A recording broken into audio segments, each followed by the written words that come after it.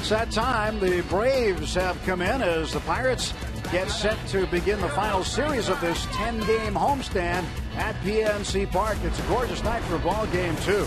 Game 1 between the Bucks and the Braves coming up. And hi again, everyone. Along with Bob Walk, I'm Tim Nevitt. Robbie Ince-Mikowski joins us shortly. Pirates have won 4 out of 5 so far on the current homestand, and they hope to keep it going in Game 1 tonight. Jeff Locke gets the start, and the young lefty will have his hands full with the Braves. Well, Jeff, he got a little bit better in the start before this one. He was able to make it through 5 innings, only gave up 1 run, but he needs to do a little bit better than that tonight. In that start against the Reds, he got a lot of ground balls. You're going to see a couple of them here, and I think that's going to be important for him tonight. If he can keep the ball on the ground against this team that loves to hit the ball over the fence, that's going to be a key thing to a victory.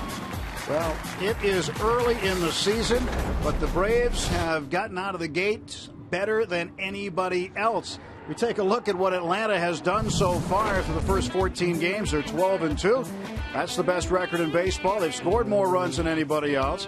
They have 25 home runs and a player, Justin Upton, with the most. Plus the team ERA is the best and the WHIP's the best. So things are hot in Atlanta. It is amazing to look at those numbers, but you know what they mean.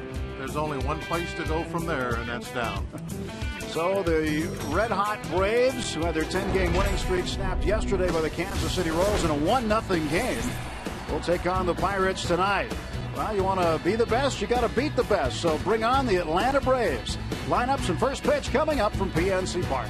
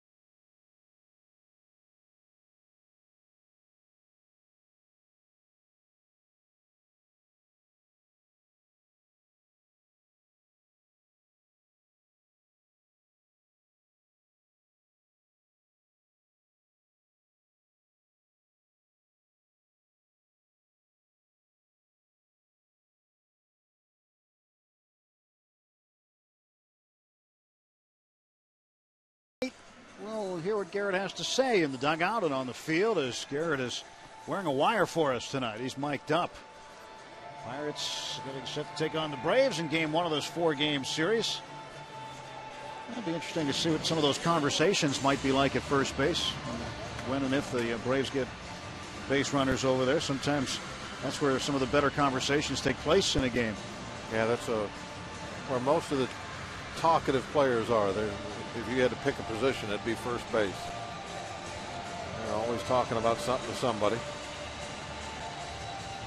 Well, the Pirates have won 4 of 5 on this homestand. They've won 6 of the last 8 ball games. They start tonight 7-7. Jeff Locke coming up the stairs, and he'll lead the Bucks out onto the field. He'll start his warm-up tosses. We'll get this ball game underway here momentarily. For the Braves tonight, this is their lineup. B.J. Upton, Jason Hayward, Justin Upton, and then Chris Johnson hasn't started at first base before this season. Now starting at first tonight. Last year against Pittsburgh, a .310 hitter with 4 home runs, 10 runs batted in 11 games. Stan Uggla, Juan Francisco at third, and Andrelton Simmons, a young but very, very talented shortstop. Gerald Laird, the veteran catcher, behind the plate. Brian McCann on the disabled list. And Julio Teheran doing the pitching and batting ninth, facing Jeff Locke. Jeff, that first game not so good last time out. Only gave up 1 run through 5 innings. Got that W against the Reds. And that's kind of what he's going to try to do tonight. The same type deal, except extended a little bit. The bullpen has had to pitch a lot of innings for the Pirates this year. Starters have to go deeper. So it's got to be a little longer than 5 innings tonight, hopefully. Jeff Locke, the former Atlanta Brave farmhand, has 1 appearance against the Braves and is 1-0. Beat them last October 1st here at PNC Park. Defensively behind Locke, Marte, absolutely outstanding in left field. McCutchen in center, Snyder in right. Alvarez, the third baseman. Barnes at short. Walker and Jones on the right side of the infield. Russell Martin doing the catching for the left-hander Locke. Travis Snyder last night, a super defensive play in the 5th inning last night to preserve what was still a no-hitter at that point for A.J. Burnett on a sinking line drive by Cardinals catcher Yadier Molina. And he has done a pretty decent job defensively and offensively for the Pirates. He's getting more time in right field. It's been a busy 24 hours for A.J. Burnett. Lots of folks want to talk to you when you twirl a one-hitter. Yeah, they've sure been swamped today with all kind of requests. But he can handle. He's been through this so many times. Been around the major leagues long enough to throw, have 2,000 strikeouts anyway. He got number 2,000 last night. Kind of a neat thing that he got 2,000 on a night that he pitched so well. I mean, that's going to be a great memory for him. Here is B.J. Upton. He takes strike 1, and we are underway from PNC Park. 83 degrees, the game time temperature, the warmest starting temperature so far this season. And Locke gets a swinging strike from Upton, the former Tampa Bay Ray. 0-2. The 0-2 pitch. And this one's belted deep to left field. Going back on it, Marte. It's 1-0 Atlanta as B.J. Upton clubs his 2nd home run of the year on an 0-2 pitch. That's about location. The 0-2 pitch, I mean, I was going to really praise him. It was a great spot for a changeup, a perfect pitch, and then they were going to come back inside, up and in with the fastball. I mean, look at where the target is. And he just let the ball drift right back out over the middle of the plate. And exactly what we didn't want to have happen tonight, and that's the Braves hitting the ball over the fence, has happened with the first hitter of the game.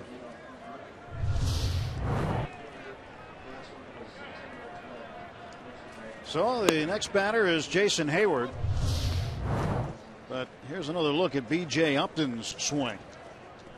And they wanted that ball in on the hands. It was just middle of the plate.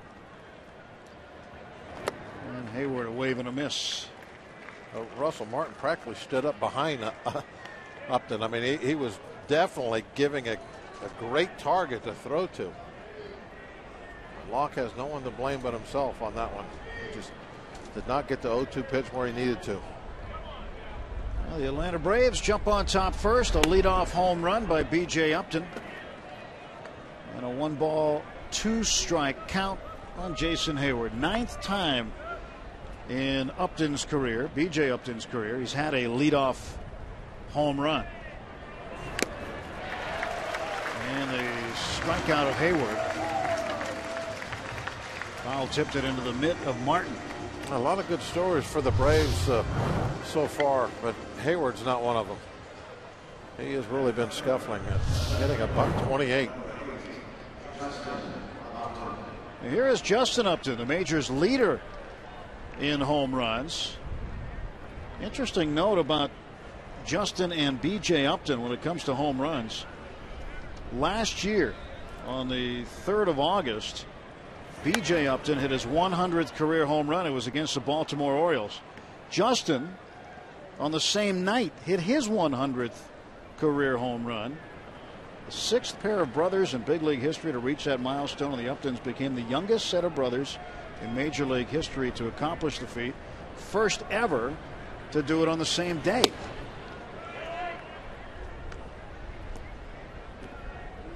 Seven-player deal with the Arizona Diamondbacks netted Justin Upton, and he moves from where he'd been playing in Arizona in right field to left field with Atlanta.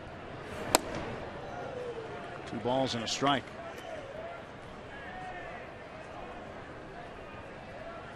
But 8 home runs for Justin Upton already, 12 RBIs.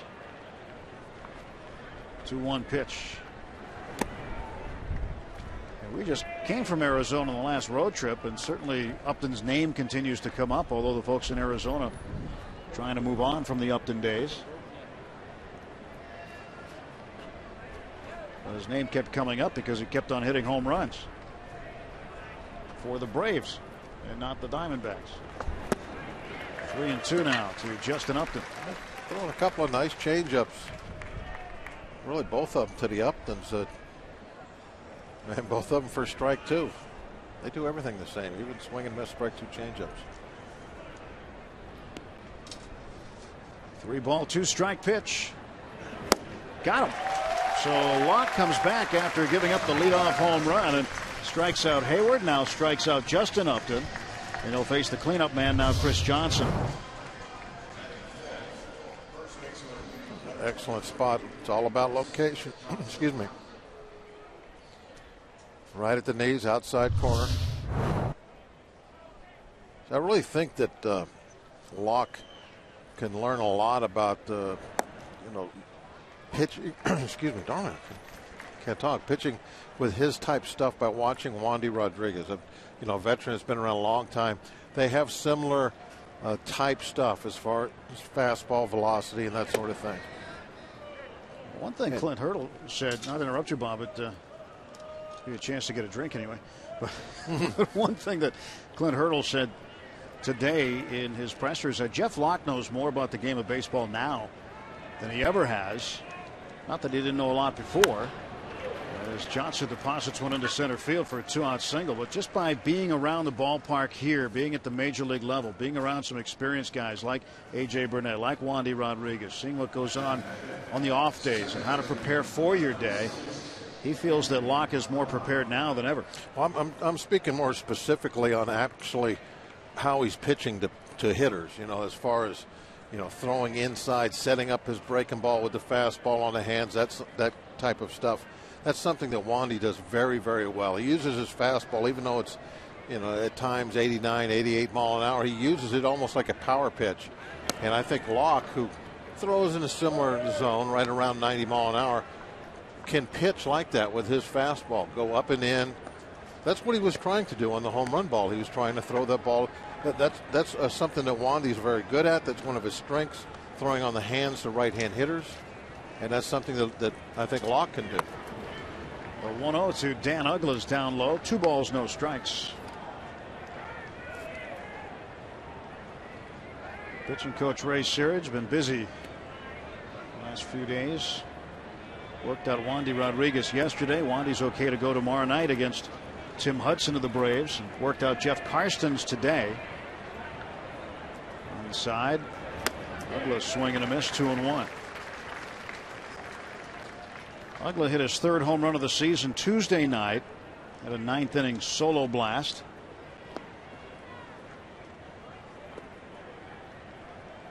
It's his 3rd year with the Braves, coming over from the Marlins. 2-1. This one's popped up shallow right. Travis Snyder will settle underneath it. And the Braves will come away with a first inning run on the solo home run by B.J. Upton. Starling Marte leads it off for the Pirates next.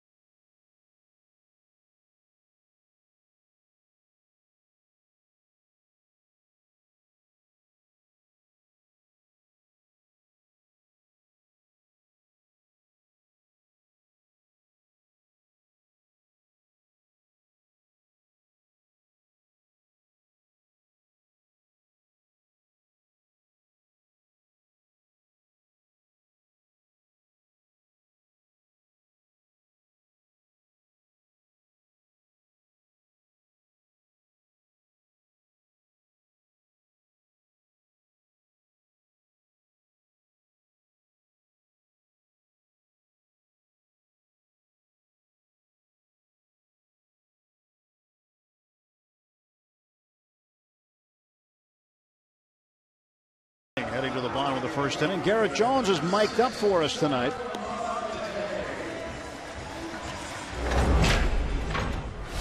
Yes.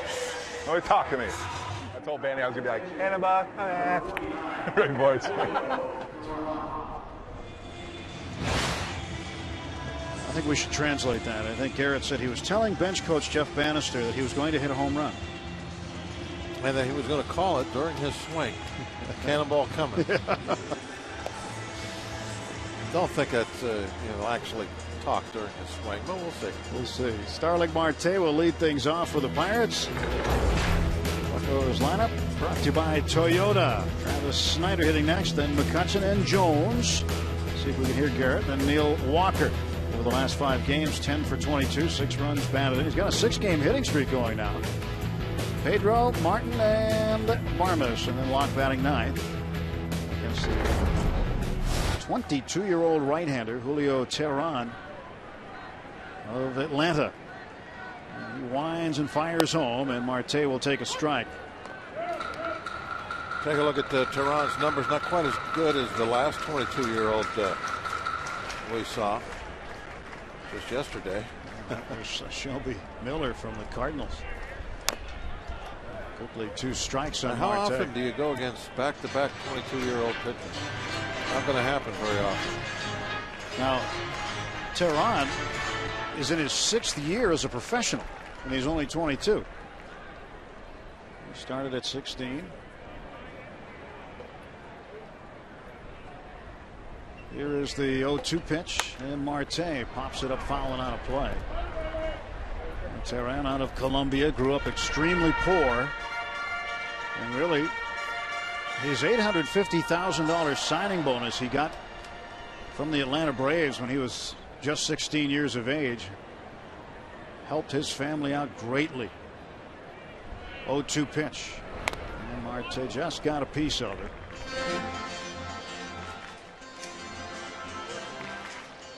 Teheran making his 7th major league start tonight. His 10th major league appearance. Considered the top prospect in the Braves organization.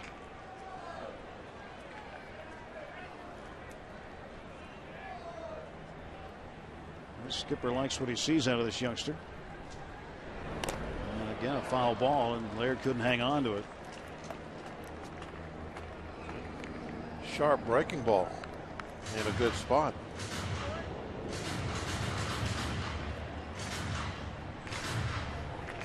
No balls, 2 strikes. He throws a lot of them. A lot of strikes, that is. 5-pitch guy. Fastball, 4-seamer, a 2-seamer, slider, curve, and a change. Marte chased that one outside and strikes out. One gone for the Pirates. That's what you need to do with that 0-2 pitch. Get it well out of the strike zone. If it's a chase, that's fine. Don't want to get hurt on it. As a pitcher, don't you make a mental note of that and use that your next time facing him? That he'll chase the slider? Well, yeah, sure. I mean, you know exactly what happened every time somebody steps in there. You know, I mean, it's just instantaneous with the last, what he did last time up. Snyder starts the night hitting .290. I mean, I don't think there's anybody out there that, you know, is so, you know, I don't know, just locked in on making the pitches that you're not noticing, you know, who the hitter is and what he is doing. I mean, to be honest with you, I could tell you what somebody did against me at third at bat 2 months ago. You know, that you pitched 2 months ago. You know what I mean. I know what you mean. and I think that's, you know, not uncommon. I know that some guys used to keep a little book and write stuff down, but there wasn't interleague play. There wasn't so many teams, so you were playing the same guys a lot more. And I guess maybe it was just easier to remember. The 3-0 to Snyder. He takes ball 4 to man of book. Now, did you ever keep a book like that or any kind of notes? Or just all upstairs? All right here. In that steel vault up there? That steel vault. Okay. Andrew McCutchen now with 1 on and 1 out. Facing Julio Teheran for the first time tonight. Couple of home runs, 11 runs batted in. Pirates have the tying run aboard in the bottom of the first. B.J. Upton clubbing a leadoff home run to start the game.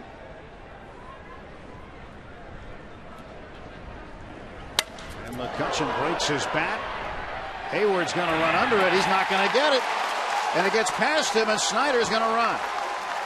Heading to second is McCutchen. And the Pirates with runners at second and third and 1 out. Almost threw the bat at the ball. Made a horrible sound as it was broke. But all of that meant that the ball just did not carry, which turned out to be a good thing. The bat just came apart multiple pieces.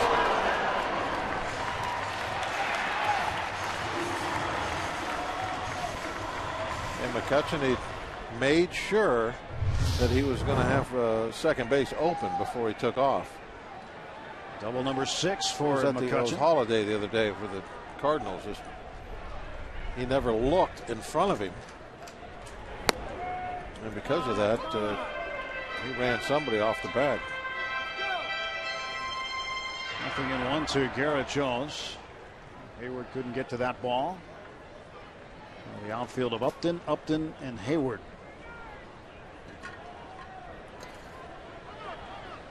Jones wants time. Home plate umpire Andy Fletcher gives it to him.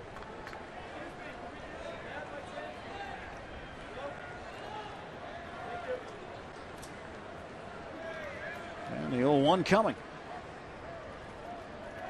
And Jones hits this one to center field. This should tie the ball game as Snyder will tag. Upton makes the catch. Here comes Travis. It's a 1-1 ball game. So Jones drives in the tying run, and the Bucks get it right back. Excellent job by Garrett, going the other way, lifting it into the air. They're trying to jamming the ball, drifted right down the middle. Garrett tied the game. Not the cannonball coming that he was wanting, but that'll work. Game tying RBI. Well, back even, and here is Neil Walker. Walker with a 6-game hitting streak going on, hitting .255. 2 outs, and Teheran's pitch is in for a strike.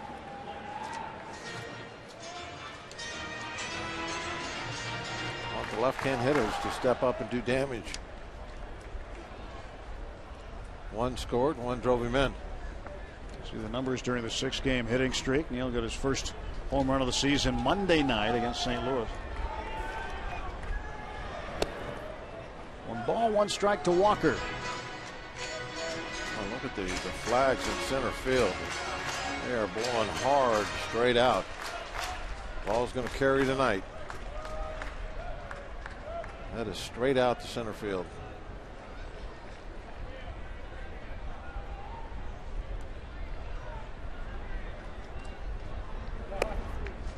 Neal this season with runners in scoring position and 2 outs. 3 for 6. One of those is with a home run, so favorable situation so far this season for Walker. He's got McCutchen at second base. He represents the go-ahead run.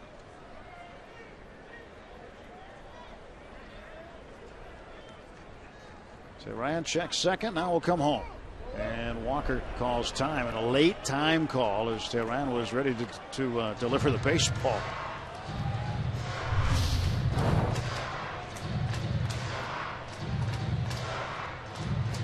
Saw Walker asked to put up the hand, but kept looking out toward Teran. You can't assume you're going to get time. He didn't look away until he heard the umpire call it.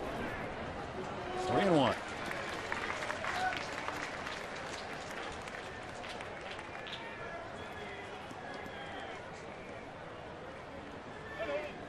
Over his last 8 home games, Walker hitting .375. On deck, Pedro Alvarez. Pedro had an RBI base hit in last night's game. Here's a 3-1 coming from Julio Teran. Inside, ball 4. The second walk of the inning issued by the 22-year-old right-hander. 2 on and 2 out for Pedro. How close was this pitch? Well, according to Range Resources strike zone, that was a strike.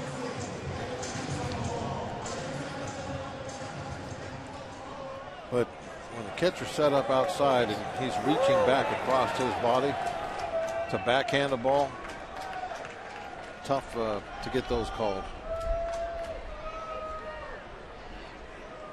Ready for Pedro. He swings and drives it at Ugla. Oh, what a play by Dan Ugla as he just backhanded a rocket. Yeah, Pedro blustered that ball. He saw it well and really centered it up nicely. Ugla saved the run there, but the Pirates get one back and tie it up after a full inning.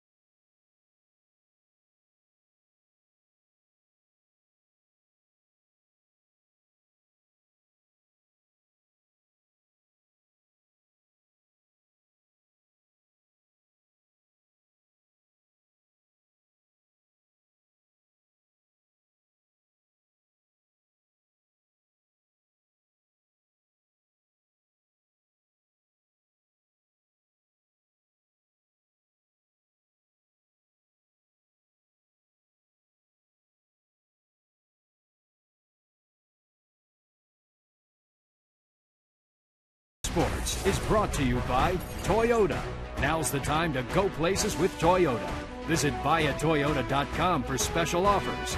And by PNC for the achiever in you. Let's go Bucks. It's a 1-1 game as we head to the top of the second on a warm evening in Pittsburgh. Fans are ready for it.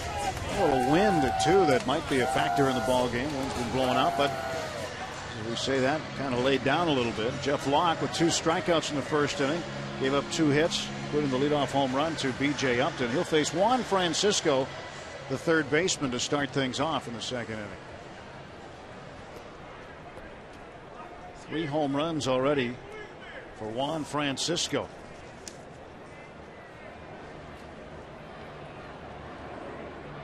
In fact, he was part of a power surge on Tuesday for the Braves. They beat the Royals 6-2 in an interleague game. And the main reason they did it, 5 solo homers. Juan Francisco had 2 of them. Jason Hayward, Justin Upton, and Dan Uggla had the others. 1 ball and 1 strike to Francisco.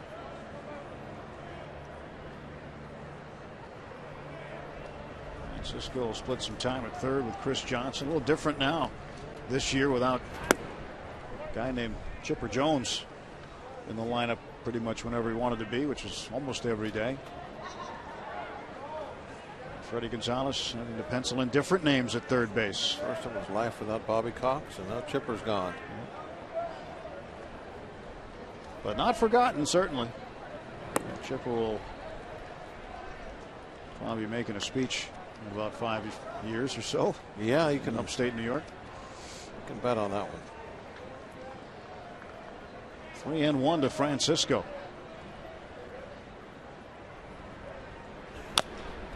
Chow foul that fills the count. 3-2. Wind just swirling everywhere. It's been swirling most of the afternoon, and not to say that B.J. Upton's home run was wind aided. He just hit it in the right direction. He hit it hard anyway. But right now it's kind of laid down slightly out toward the outfield. A slow roller and fair ground. Charging is Jones. He'll flip to Locke, and safe at first is Francisco. The ball just rolled too slowly. Pirates couldn't make the play, and Juan Francisco is aboard. I know that I'm usually wrong about things like this, but I want to watch the replay. I thought Locke got his foot down, but obviously I'm probably wrong. I think what first base umpire Sam Holbrook saw was the foot of Francisco touching the bag here. Let's see. Yeah. Man, Right foot beat it. that was awfully close. Andrelton Simmons, shortstop, takes a strike. One more look. I'm still not sure. That's I got to think go. if Francisco went to the back side of the bag, Locke went to the front side of the bag. One thing's for sure, when it's that close, you can't argue.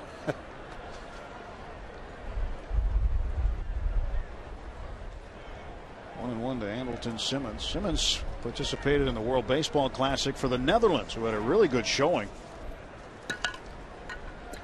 Ended up hitting .333, went 10 for 30 with a pair of home runs. Drove in 6 runs in 8 games for the Dutch.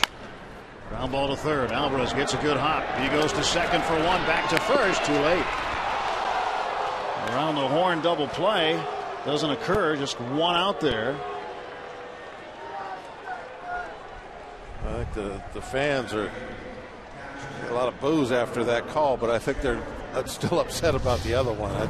This one for sure, he was safe. It's not easy to get those double plays around the horn. You get them sometimes, not this time.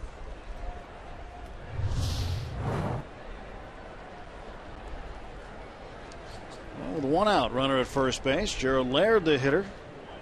Laird's been around a bit. Spent a lot of years in Texas with the Rangers early on in his career.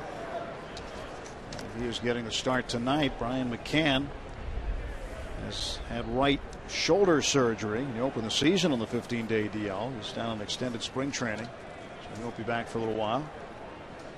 Stops in Detroit and St. Louis also, aside from Atlanta, for Gerald Laird. So Martin wanted a call there, didn't get it.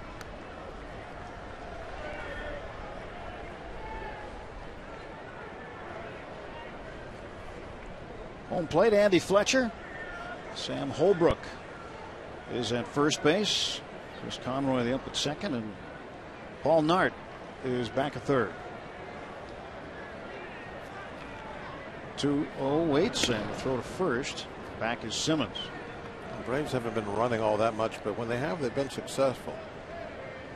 Stolen 11 bags and been caught just twice. Simmons has 1 steal.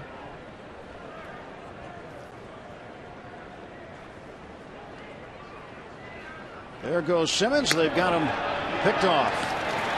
Parma slaps the tag on him for the out. 2 down.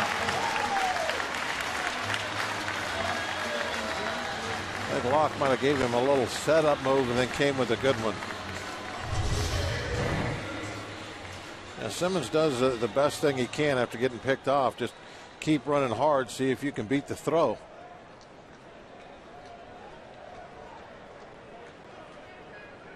Good quick throw and a real nice quick tag. That was pretty close, wasn't it? Closer than it looked originally, but the tag did beat him. 2 outs and a 3-0 count on the catcher Gerald Laird. A lot of times the runners too, they'll try to get over right up against the grass, maybe block the throw, might hit him in the shoulder, but there's no use trying to get back to the bag. You're done. Just keep going.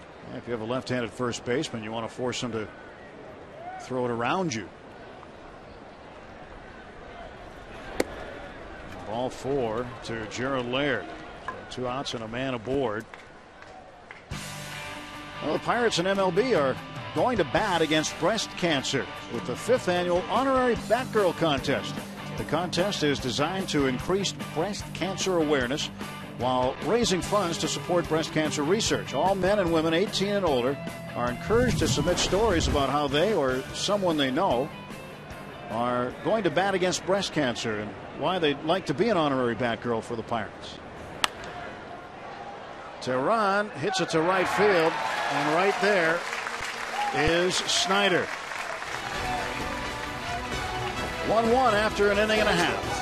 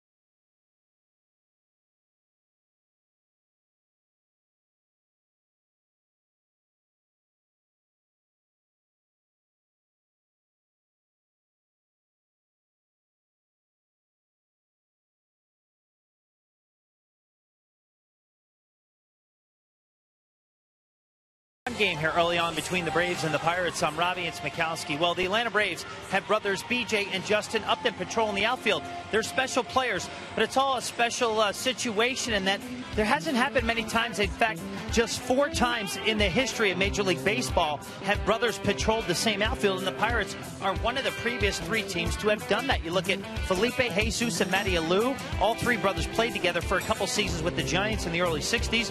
The Canigliaro brothers, and also Lloyd and Paul Wainer with the Pirates from 27 to 40. So how about that when you look at that, Tim and Bob? The Upton brothers, you think in the history of baseball, it may have happened more frequently than that, but it hasn't, and it's been a long time since two brothers have patrolled the same outfield together. Yeah, it makes for a great story this year, no question, and especially with the start the Braves have gotten off to and the production that both Uptons have provided for them in the early going. 1-1, Russell Martin facing Teran, and he takes a strike. Pirates trying to get him going offensively. A 103 hitter, just 1 RBI. 2 doubles for Martin. And that pitch up high. A couple of nights ago, he got some time in at third base. It was the 16th time in his big league career he played third base. 1-1 pitch. One's outside, and Clint Hurdle saying over the last couple of days that it will probably not be the last time we see Martin at third base. In fact, he might even get a start at some point, perhaps.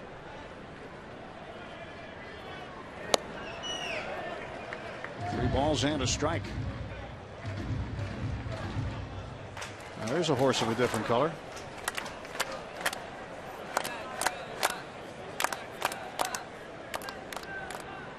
3-1 pitch.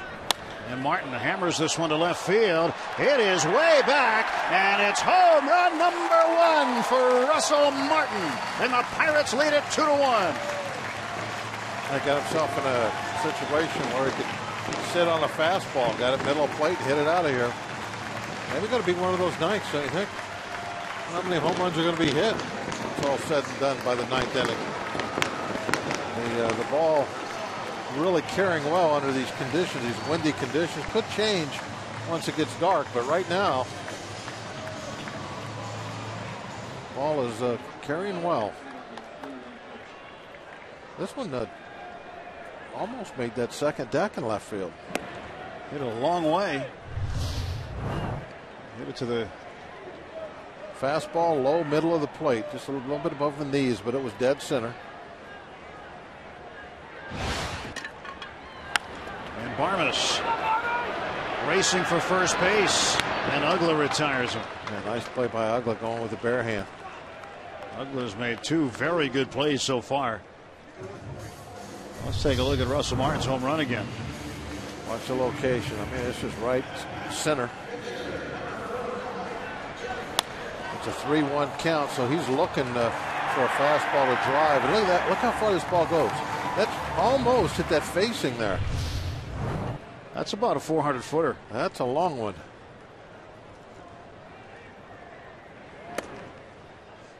Jeff Locke at the plate, and he's got a lead. 0 for 3 so far this year. He struck out all 3 times. He'll take a strike there. 1-1. Good to see Russell Martin getting into the power game. 21 of those for the Yankees last year.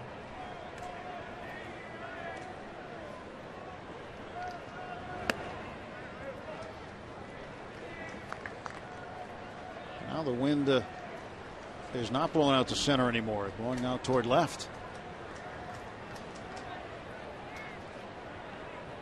Swirling around there. Down to Simmons at short. 2 men out. 6-3 on the put out. Back to Starling Marte in the top of the order. Time for a Day Automotive key matchup. Pitcher Luis Arroyo. That's 8th for the Pirates, while Bill Mazeroski hits 9th for Bobby Bragan's Bucks. Pirates pitcher wouldn't bat anywhere but 9th for the next 51 years when John Russell put Paul Maholm's name in the 8-hole back in 2008. Thanks to Day Automotive. We're going to make your day.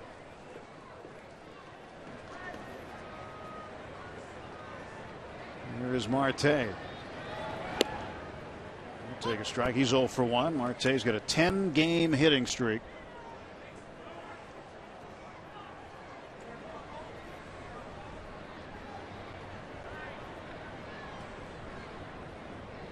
One pitch. There's nothing in 2. These two have faced each other this winter in the Dominican Republic.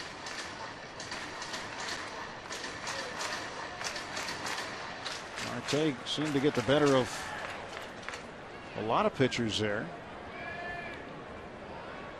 Ended up hitting over 400 in the Dominican series. So these two very familiar with one another. As Johnson's not going to get it. He watches it bounce and it goes up into the seats. Yeah, I'd almost want to give somebody an error on that one. That ball's got to be caught. Nobody even put their arm out to make an attempt at it.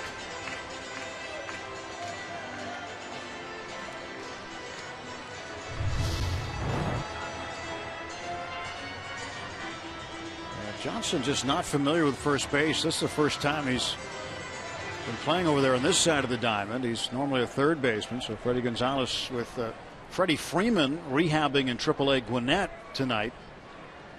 The normal first baseman, giving Johnson a shot. The last time Marte faced Tehran's team in the Dominican, Licey, he went 4 for 5 against him. A couple of 20-somethings who have been playing year-round now. 1-2 pitch. 2 balls, 2 strikes. It's a little easier for a player to go year-round than it is a pitcher. The pitcher can't. A player can do it more often in terms of, I should say, for more years than a pitcher could. It's the wear and tear.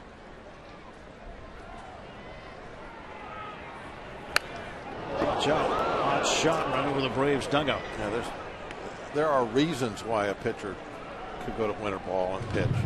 Usually it's because for whatever reason, they're limited during the season. I think if that's not the case, you've got to be very careful with using up your arm in winter ball.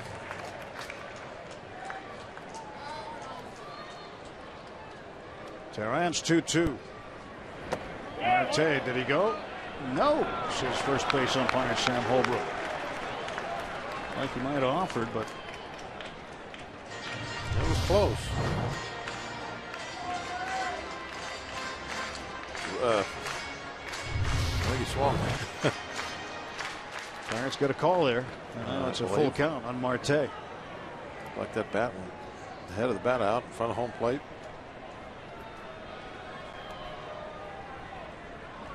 Payoff pitch. And that is strike 3. Second time that Marte has struck out. He's 0 for 2, but the Pirates take the lead. Russell showing a bit of muscle. His first home run, 2-1 Bucks.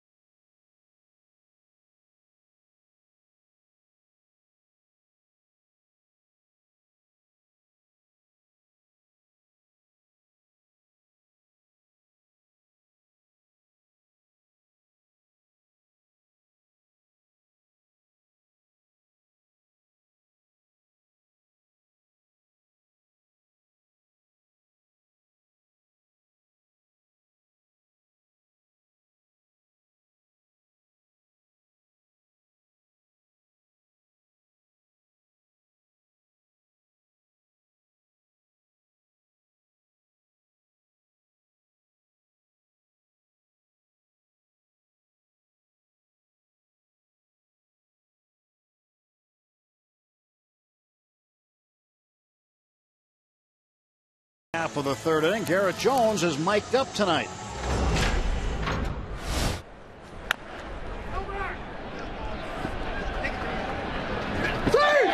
I mean, I was deep, so left-handed flipped hitter. it to him. Yeah. And a left-handed pitcher coming off this way is what Tough. happens. Yeah. If you didn't get over there like you normally would have. Yeah, I had no chance to get it and get to the bag. So. Talking to Nick Leyva. about that particular play that Francisco beat out. We'll bring you some of that stuff from Garrett throughout the course of the ball game tonight. One of the keys there was the fact that he was deep, and so it took him a while to get in to get the ball, and then he ran out of time to go to the bag himself. So he said he was beat, and he was. B.J. Upton, second time around. He homered his first time up. 9th career leadoff homer. Last time he did that was with Tampa Bay against Baltimore on the 12th of September last year. Here's the 2-1 pitch. Goes to the right side this time. Long run for Snyder. And Snyder is not going to get it. That's a foul ball. He did the right thing. He went into that slide to use his legs, keep himself off the fence, and was hoping he could slide underneath it.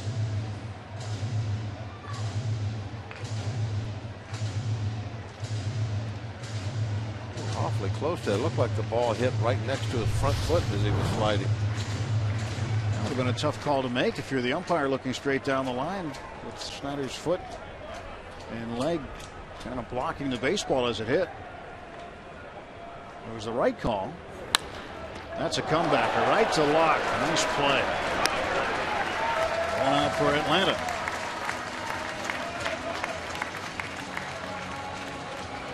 Well, Jeff does field his position well. Here's a good example. Well, that's his glove side. A little gun shy on that, though. He was doing some flinching. He thought that ball was hit a lot harder than it was. Barrel League leaders stat tonight. Fewest hits allowed in the National League. Pirates and Atlanta tied at 96 apiece. Cubs are next. The Mets and Dodgers coming into activity today. Barrel Automotive, we're driven to be better. Ground ball to Jones. And now Locke speeding toward the bag, and he beats Hayward there.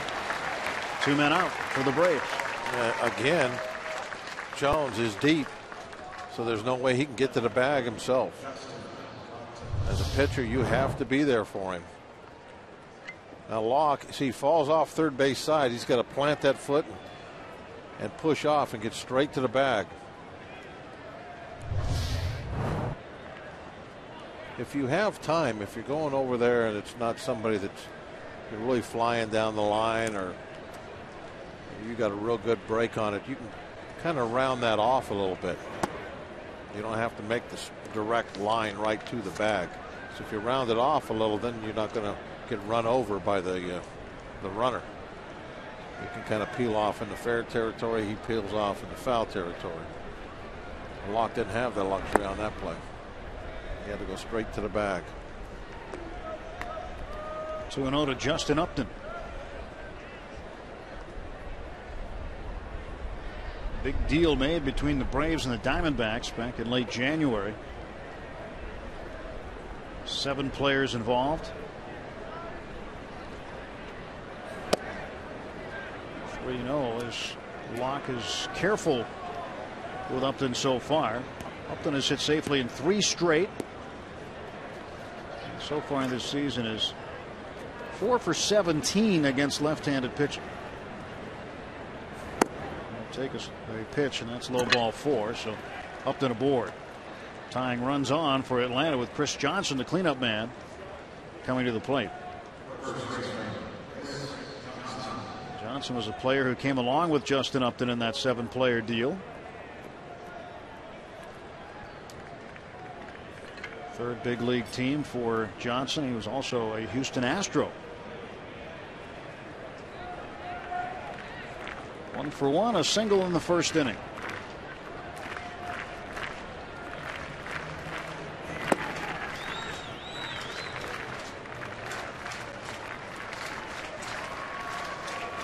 Johnson extended his hitting streak from 5 to 6 games with that first inning base hit.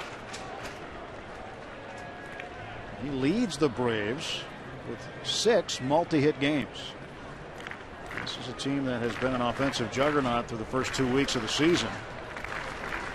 Here's been a big part of it. He hits this one to deep center field on the run. McCutchen, he looks up and it is gone. A 2-run home run that got out of here in a hurry, and the Braves in front 3-2 on the second home run of the year by Chris Johnson. I looked right at the flags as that ball was hitting. They're hanging straight down. That was all baseball bat.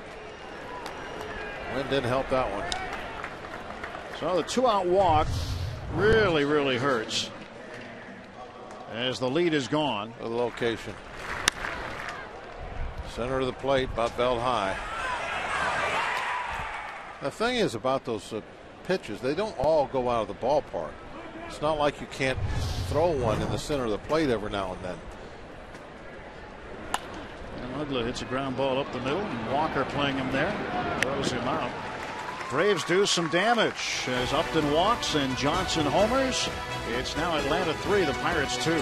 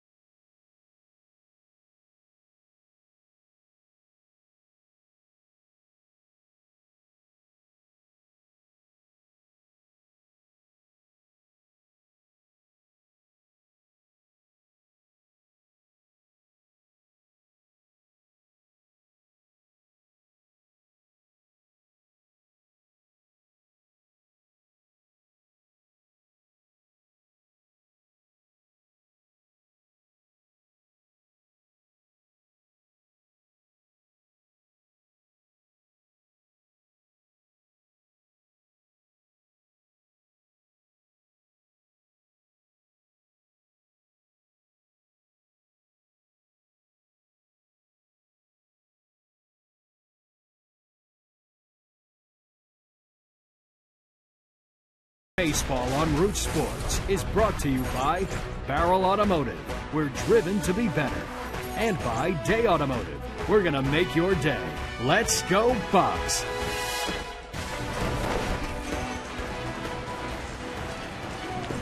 A couple of home run hitters for the Atlanta Braves. B.J. Upton in the first inning with a solo shot. Chris Johnson with a 2-run bomb to dead center field in the third.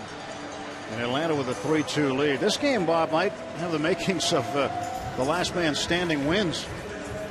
Yeah, I think we were talking about this right in the very first inning, that how many home runs will be hit tonight. Yeah, maybe that's going to tell the story. Whoever gets the most balls over the fence. 3 home runs already. Russell Martin with one for the Pirates. Nothing new for the Braves. We showed you those great stats of theirs, team stats at the beginning of the show, that they've been beating everybody with a home run ball, and that was one of the keys tonight, is to prevent the ball from getting over the fence. 1 ball and no strikes to Travis Snyder. He walked and scored in the first inning. This one fouled back. 25 home runs as a team for Atlanta, and to put it in perspective, the Pirates with just 11. But the Braves are just mashing at an incredible rate to start the year. They play in a big ballpark too. 1 ball and 1 strike to Snyder.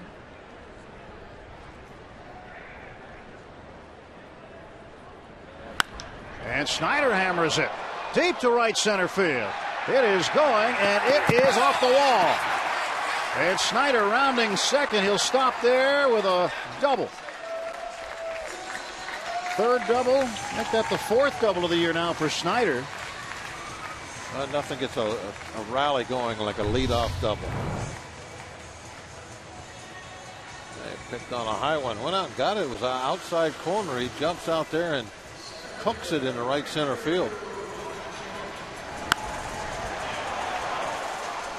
Oh, this one just missed by a couple of feet. Haywood ran to the wrong spot of the wall. He was back there in plenty of time. He's deep enough, but the ball hit on the wall about 6 feet to his right.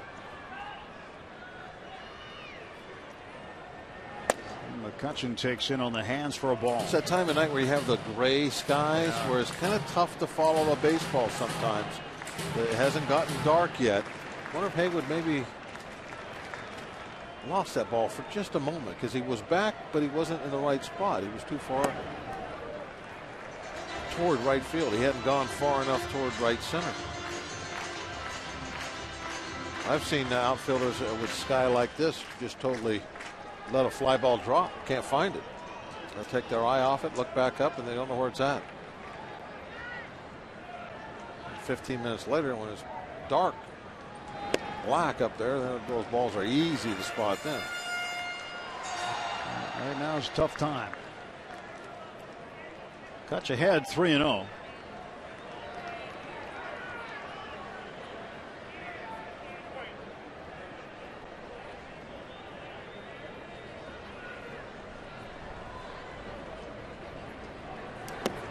He was standing there taking all the way. Yeah, it looked like he was taking there. Yeah. He had no intention of swinging. Garrett Jones on deck. Nobody out, man at second. 3-1 count to Andrew McCutchen.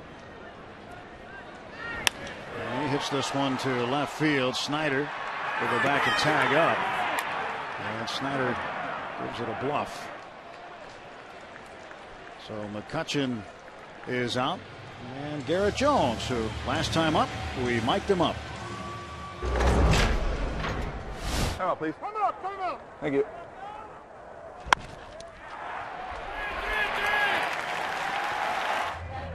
I got it.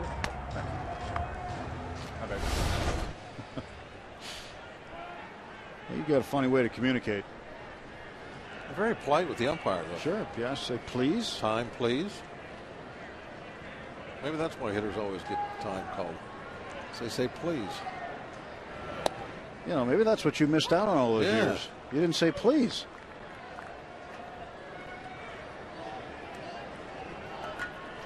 Time, please. Maybe throw in a sir every now and then.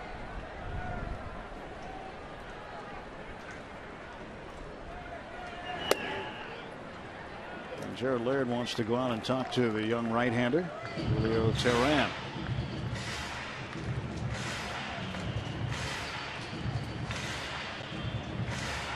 A leadoff double for Snyder. Snyder now with a 4-game hitting streak. He's been on base twice tonight, walked and scored in the first.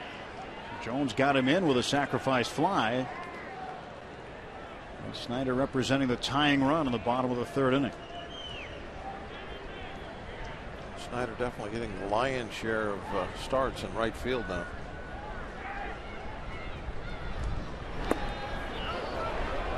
And that hits Garrett.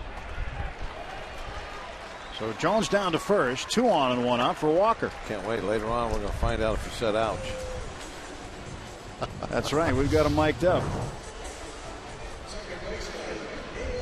Hit him right on the foot.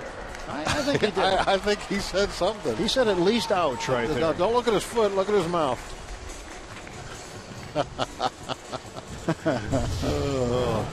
Well, he's going to say, you know, every other night I don't wear a microphone, I don't get hit by a pitch.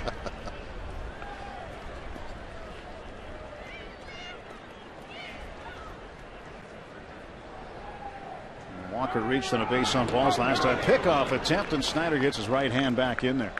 That one was close. Excellent timing. The shortstop, Simmons, cutting in there. Watch the timing. Just absolutely perfect. You know, Snyder wasn't even that far off. Kind of at the cut of the grass. Shorten it up a little this time. And he'll get an extra stride. And Walker, ground ball to Simmons. Ugla with a turn, and that'll end the inning. A double play. 6-4-3. 3-2 after 3.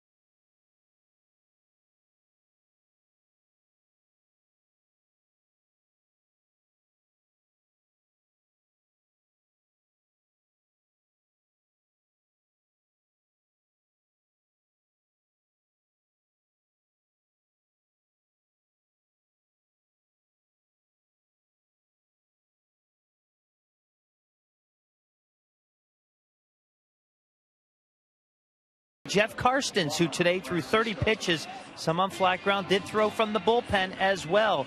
He said he felt good and he used all of his pitches. Now, as for what's next for him, we don't know the answer to that question. What we do know from previous reports is that he will have to go on a rehab assignment and eventually build his pitch count up. But Tim and Bob, Jeff Karstens did report feeling good. And Clint Hurdle did allude to that in his pregame meeting with the media today, that a lot of these guys who may have tenuous spots, let's say, on the starting rotation, they know that some of these other guys are starting to get better and they're starting to come back. And Jeff Karstens is one of those guys reportedly feeling well today after 30 pitches. That's good news that Karstens throwing again, Tim. We know when he is healthy, he can really help us out a lot. He can go out there and eat those innings up at a low ERA. It'd be a great addition to the rotation.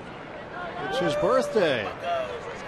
Happy birthday. He's not the only birthday boy around here. Yeah, we have another one sitting right next to us, don't we? Yes, we do. Next booth over. Yes, we do. Juan Francisco bunts foul, 0-1. Mr. Steve Blass celebrating a birthday today. Number 71. Wow. For the hero of 71. There he is. He must be talking about his 2 holes in 1 he had in the same round.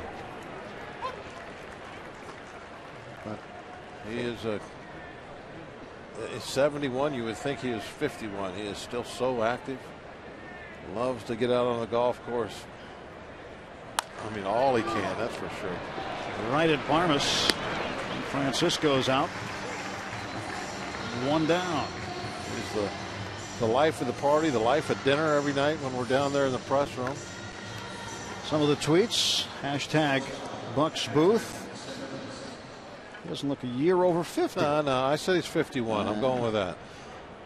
Hope the Bucks win one for you. And happy birthday, Mr. Blass, a true Pittsburgh Pirate. You can tweet us at Root Sports Pit. Use the hashtag Bucks Booth and keep them coming in. Andrelton Simmons with 1 out. Foul tips it into the mid of Martin. Another birthday. Her first. Well, I'm going to take this moment. I have a granddaughter, Kylie. She's here tonight, but I'm going to wish her a happy birthday anyway. Kylie turning 7. Wow. Happy birthday, Kylie. Seems like just yesterday, you know. Yeah, just like she was today. born. Yeah. It doesn't take long, does it? They grow up fast. Yeah. The boys did, and now the granddaughters are. 1-1 to Simmons is in the dirt. 2-1.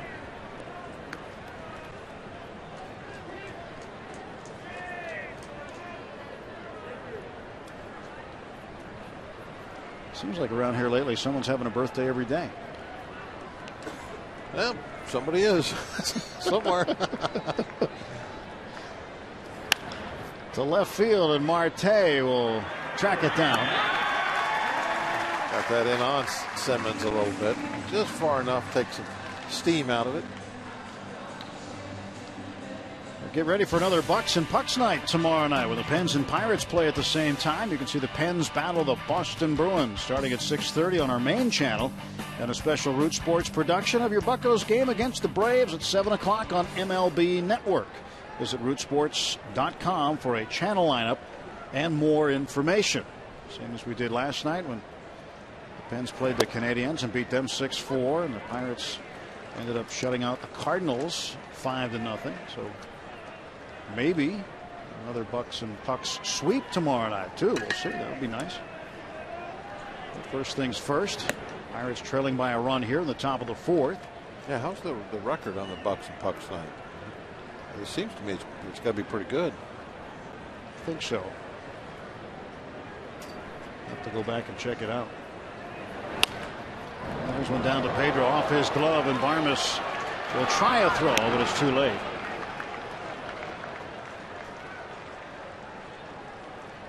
So with 2 outs. Well, hopefully all that will mean is that the pitcher is out of the way for next inning. Pretty tough play for Pedro. One hopper.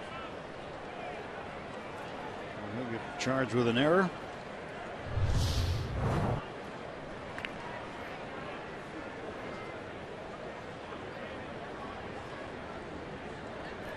Thought they might go with a hit on that one. Well, they were quick to announce that one. And Tehran takes inside, ball one.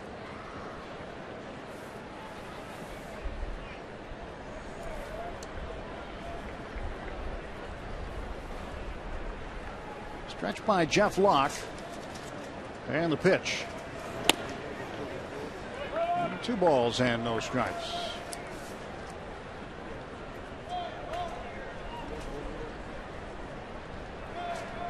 Dave Johnson and Ray Searage. A little conference. Not much of one, but a strike call. A lot of books, notebooks, and stuff down in that dugout. Remember, we were talking earlier about keeping notes. Nothing is left to chance nowadays. Everything is written down. There's all kinds of information. Maybe it's not even written down, it's logged in. Yeah, there you go. Looks pretty organized. Yeah, there was nothing like those. There's the notebooks with all the spray charts, all the different colors. If you want information on a player, they've got it. Everything is available today. Look at the stuff they give us every day. We get so much we can't even read it all. Oh, man. And, look at some of these. We get that. Oh, we got. See what happens on this 3-2 out pitch before we do anything else. Yeah, a little chopper. That's wide of the mound off the glove of Locke. Walker will not have a play. And that'll be a base hit for the pitcher, Tehran. That'll be his first hit tonight. He's 1 for 2. Well, he sneaked that ball by both of them.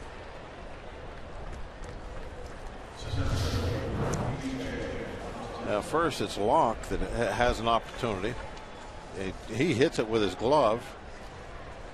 And then Neal just can't quite. Looks like he got up on the heel of his hand instead of down in his fingers. So he couldn't make the toss. Yep, got him on the heel.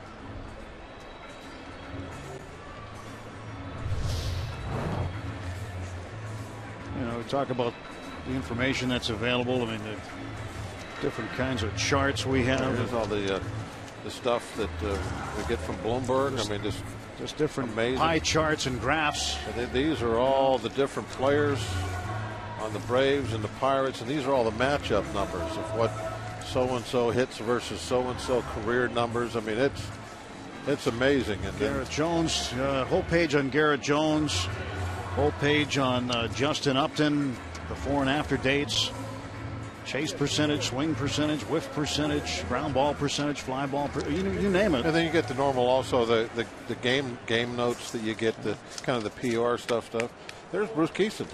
He's out here scouting taking tonight. notes. Yeah, a lot of scouts. See Bruce Tanner over there as well. Chuck Tanner's son. Pete Vukovich down there somewhere. Saw him in the press room earlier. He's been here a couple of days. DJ Upton back to the top of the order. So Locke ended up getting Francisco to ground out and Simmons to fly out. He had 2 outs in the error by Alvarez. Kept the door open a crack with Laird reaching. Now Laird at second base. Julio Teheran, the roller to the right side of the mound for a base hit. Now Upton 1 for 2 with a home run.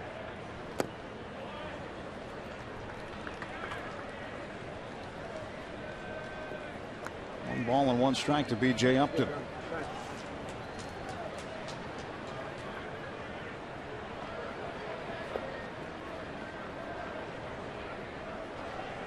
B.J. Upton signed a 5-year deal. He's with the Braves now through 2017. Spent the previous 10 years with Tampa Bay.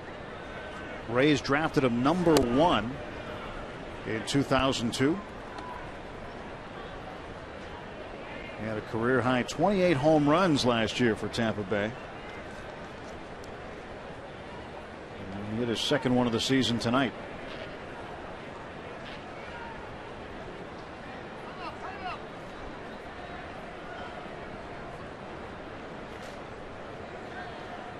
A good shot there.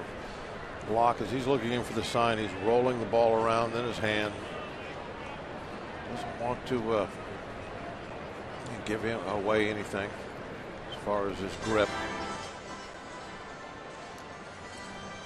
And this little meeting here, because Barmas is in there, I think might have been changing the signs.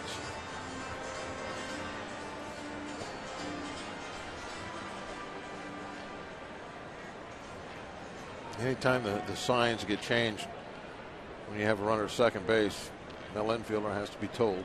They need to know what's going to happen.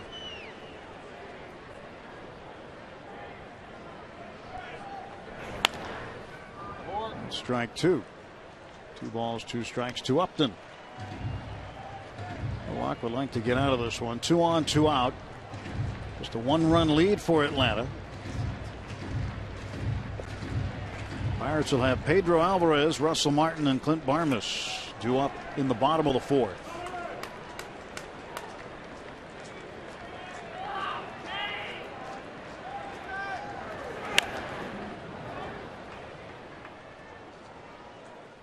First inning, Upton made it a 1-0 lead before you could blink.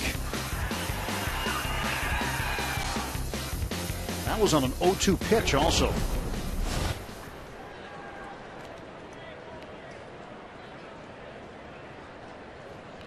Now it's 2 balls and 2 strikes. Runners off first and second. Laird the runner at second base. Teheran the pitcher at first. And he got him, struck him out. 3rd strikeout of the game for Jeff Locke. The Braves will strand 2. It's a 1-run ball game at PNC Park.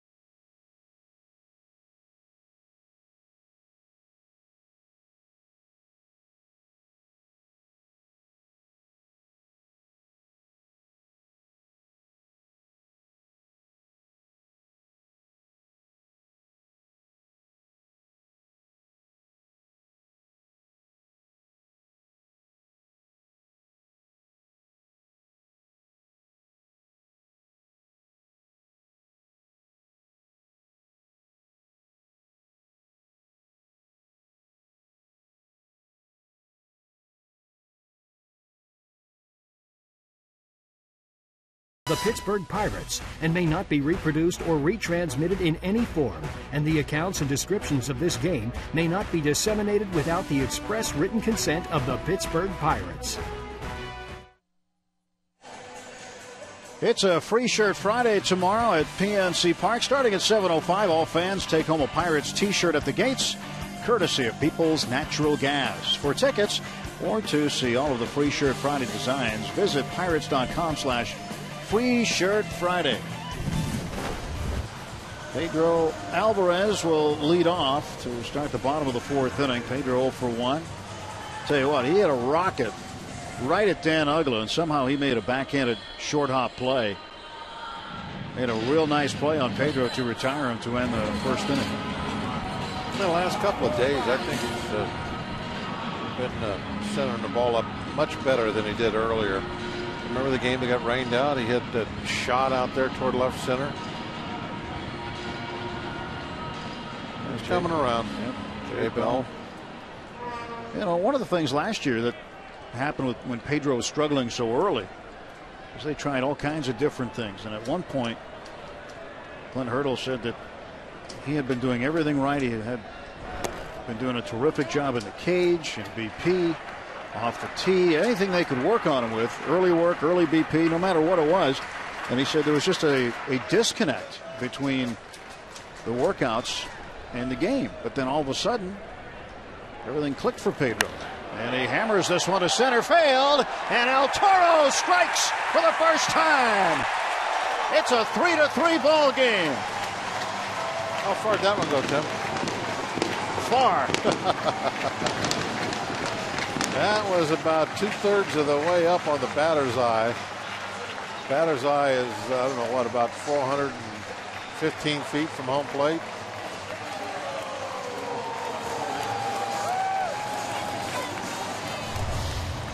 This is what they've been waiting to see out of Pedro. Ball's out of the strike zone. It was outside, so he doesn't try and pull it, just goes with it.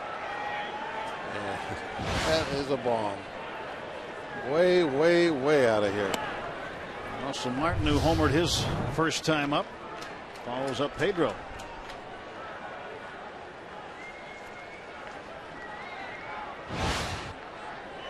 1-0 pitch. Breaking ball in for a strike. The estimated distance of this home run, 448 feet. Well, I said 2/3 of the way up. That hit about 3 feet from the top. Wow. That is an absolute look where it hit. bomb. Look at that. Power. Bang. Way up on, almost over the top of Troy Hill.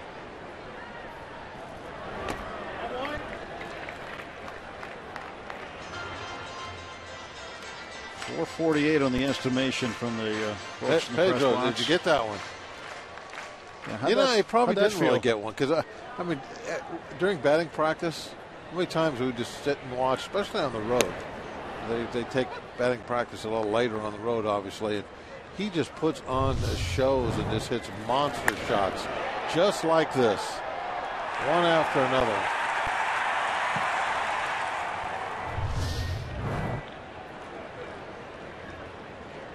Well, he is one strong man. His dad nicknamed him El Toro as a kid because he was strong as a bull, and now Russell Martin plunked. And the Pirates with a go-ahead run on with nobody out. Second man hit by a pitch by Tehran tonight.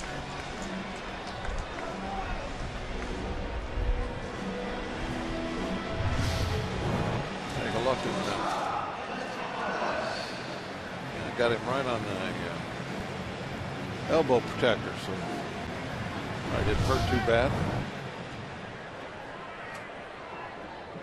Always looks a little suspicious, though, doesn't it, when someone hits a home run and then you hit the guy that hit the home run before him. Yeah. Yeah, Martin would be a candidate, I think, in other circumstances, but yeah, you're right. He knows that's not the case, but maybe that would be one that would get away from the pitcher in another circumstance. Now, like I say, it looks suspicious when right after a long home run off the batter's eye, the next guy up also took you deep earlier in the game. And you go up and in on him, but I don't think that. I was just informed it was a slider. Yeah, so forget it. Breaking ball. Yeah. Clint Barmas Never mind. sitting on career hit number 799, trying for 800. Throw over and getting back is Martin.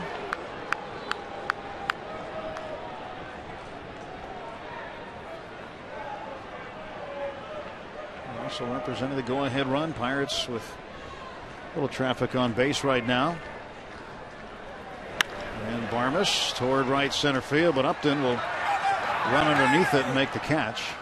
And Clint is 0 for 2 tonight.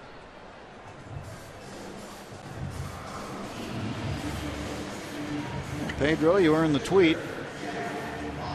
I don't know if that's the goalie Marty Turco or not, but what a blast from Pedro. That's what we've been waiting for. You can tweet us at Root Sports Pit and use the hashtag BucksBooth. Definitely more to come. Jeff Locke trying to punt Russell Martin over to second base. Gets it right out in front of the plate. Does the job. 5-3 put out on the sacrifice and over to second base safely Martin. So a go-ahead run in scoring position, 2 down for Starling Marte. You know, another thing about Pedro from last year talking about is once he starts hitting home runs, he always came in these big groups. Yes. He would just get red hot for a week. How about the weekend he had home runs in Cleveland last year? Yeah, he just unbelievably streaky with his home runs last year. He tore up the St. Louis Cardinals. Told you about that during the telecast last night, and of course Monday as well. But he had 23 RBIs in 15 games against the Cardinals last year. And Marte 0 for 2, struck out twice, falls behind 0-1. Great to see Pedro getting into the home run act. 4th home run hit in the ballgame. Pirates have 2, and the Braves have 2. B.J. Upton and Chris Johnson for the Braves, Russell Martin and Pedro for the Pirates.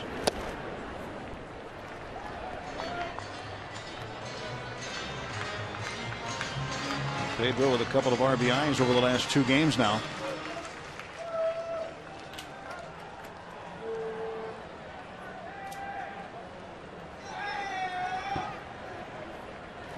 And Marte down the right field side, but that will hook foul.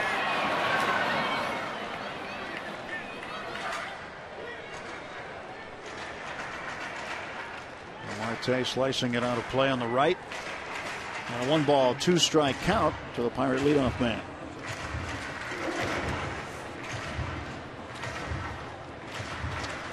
So far this year, with runners in scoring position, Marte hitting .455. He's 5 out of 11.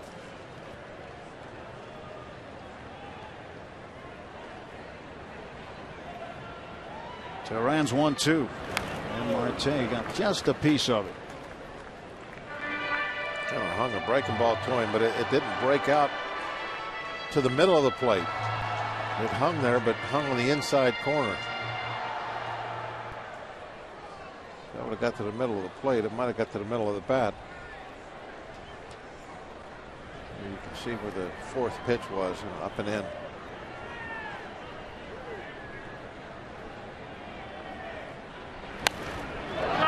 Shot foul. And that one made it out a little bit more into the middle part of the plate. Got hit hard. Just it needs a compass. Know which way to go. Oh, almost.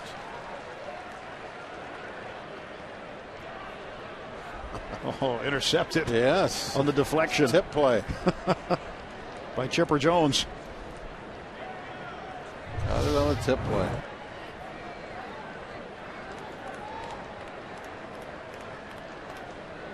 One and 2 to Marte. He wants time.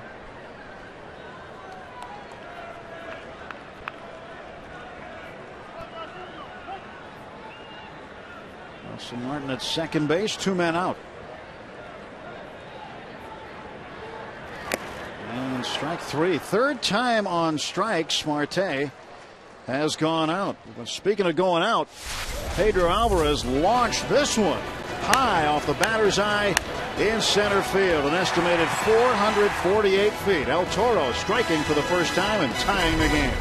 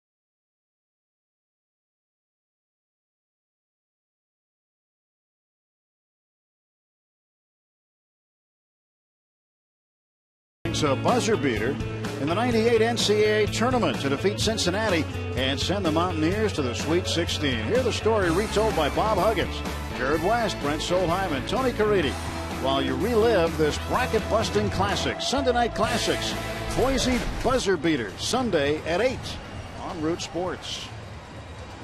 Along with Robbie Ince-Mikowski and Bob Walk, I'm Tim Neverett. Glad you're along tonight. Tuned in time to see Pedro Alvarez hit his first home run of the year, high off the center field batter's eye. That was way up there. And it's a 3-3 game. Yeah, I know what you mean. Yeah. Ice cream there, maybe? He's enjoying the ice cream and the home run. Yeah, I've not seen it. St. Carol. That's a home run on Troy Hill. Hey, Troy, how you doing? Troy, our center field cameraman. Yeah, way back time. Hey, Troy. First pitch to Hayward. This is for a ball. Braves right fielder 0 for 2 tonight. Struck out in the first and grounded out in the third. When we were waving, I could tell the pitch was going home because Troy's lights turned red.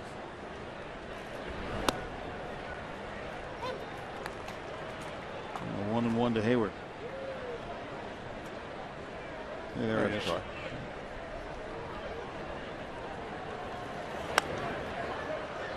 1 ball, 2 strikes to Hayward. Jeff Locke got a win over the Braves, his former team, last year on the very first day of October. It was a 2-1 win over Paul Maholm. Pirates will see Paul Saturday. Pitching on Saturday. Paul has yet to give up a run this year. He's 3-0. Well, Paul off to a terrific start. And on Saturday night, Paul will face James McDonald.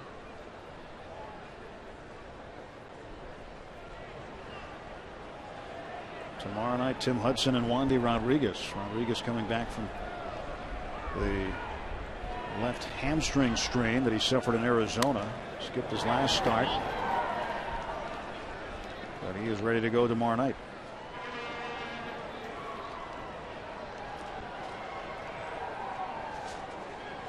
Wandy was pitching exceptionally well to start the season. Might have been a little ahead simply because of his training for the World Baseball Classic. Pitched for the Dominican Republic, who won the WBC.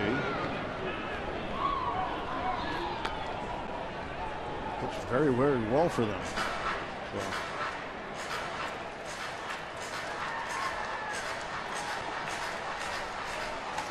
2 balls and 2 strikes to Jason Hayward.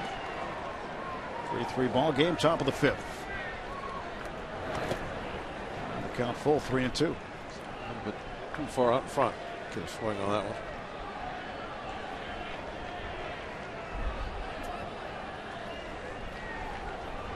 Justin Upton, number 3 hitter in the order, left fielder. He's ready to go on deck. Now the payoff pitch from Locke. And this one is hit well to right field, but back to the wall, and now a step in for Snyder. A long out for Jason Hayward. Well, speaking of Pirates pitchers, Charlie Morton on the way back from Tommy John surgery, and tonight in High A with the Bradenton Marauders, 3 innings, 3 hits, 2 earned runs, didn't walk anybody, and struck out 2, and that's important on the 44 pitches. 33 of those 44 were strikes. That's pretty impressive, I think, to be throwing 3 innings in a game in April. He's healing fast from Tommy John. Saw Charlie on opening day when he was here to be introduced with the rest of his teammates before heading back to Florida. Said that he was feeling great, throwing all his pitches at that time. Really felt like he could throw unrestricted. 1 out for Justin Upton.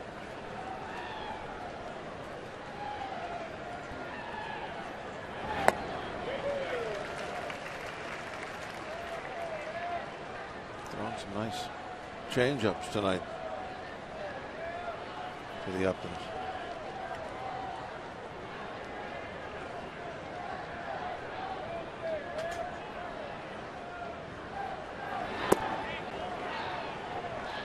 Two balls and 1 strike. Another nice one, but got nothing out of it.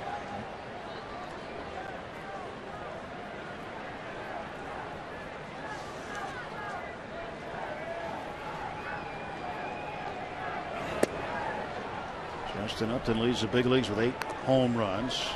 He went back-to-back with Jason Hayward in the 8th inning Tuesday against Kansas City. And he became the quickest player in Braves franchise history to reach 8 home runs in a season. And he hammers this one, and this ball game's untied. There's home run number 9 off the rotunda. It's 4-3 Atlanta, as both Upton brothers have now homered in this one. Home run derby continues at PNC Park.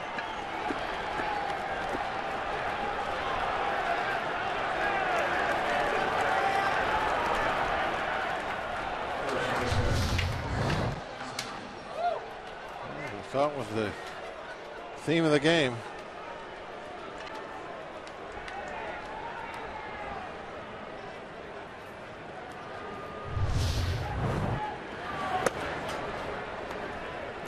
Chris Johnson, who also hit a home run. This one really a no-doubter. One of those nice changeups that I was bragging about. I like that one too, but I don't like where it landed. Maybe went to the well once too often with that changeup, perhaps. You'd seen a lot of them tonight. That was at least the 3rd one that at bat. Tough lineup. We knew that in spring training, though. I remember going up to Orlando playing them.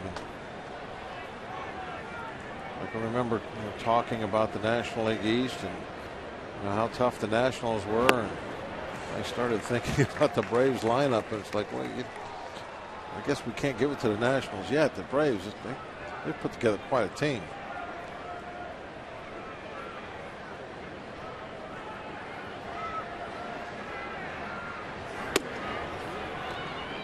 Full count to Chris Johnson. They're trying to run away and hide early. 12-2.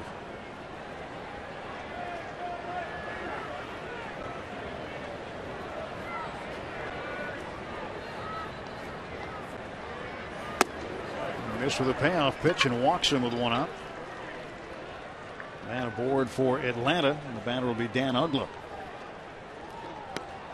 Freddie Gonzalez, I wouldn't say exactly that he has to manage or can manage in a rocking chair with this offensive lineup, but it makes it a lot easier when your team is hitting more home runs than anybody else in the majors. Yeah, when you have the stats, team stats, like we showed in the Open, you're not having to do a whole lot of making moves, managing. You're putting in the lineup and letting the guys go out and do their jobs, and the Braves have been doing it. Ray Searage out perhaps to buy some time for the man warming up in the bullpen for the Pirates. As left-hander Justin Wilson is now up and throwing.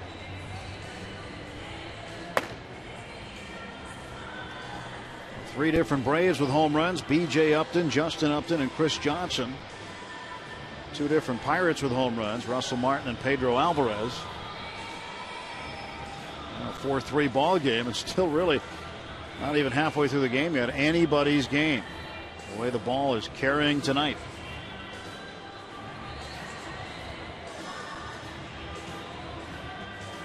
We talked about that National League East, Bob. It is going to be a very, very tough division. The Washington Nationals, who are off to a good start at 9-6, find themselves 3.5 behind Atlanta already.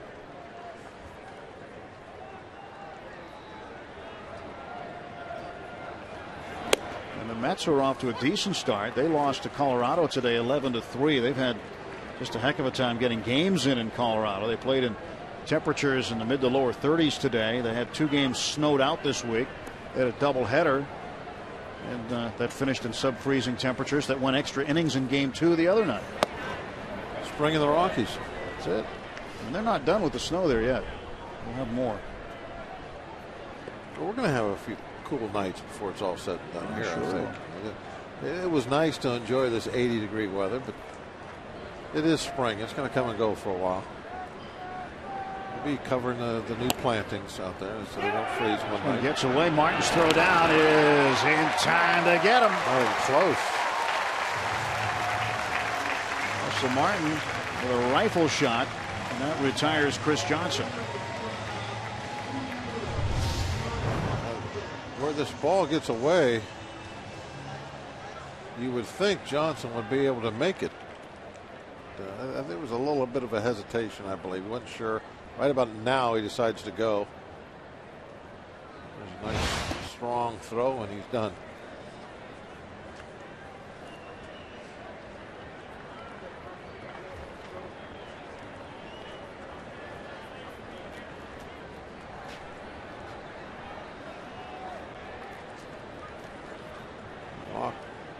Starting to push close to 100.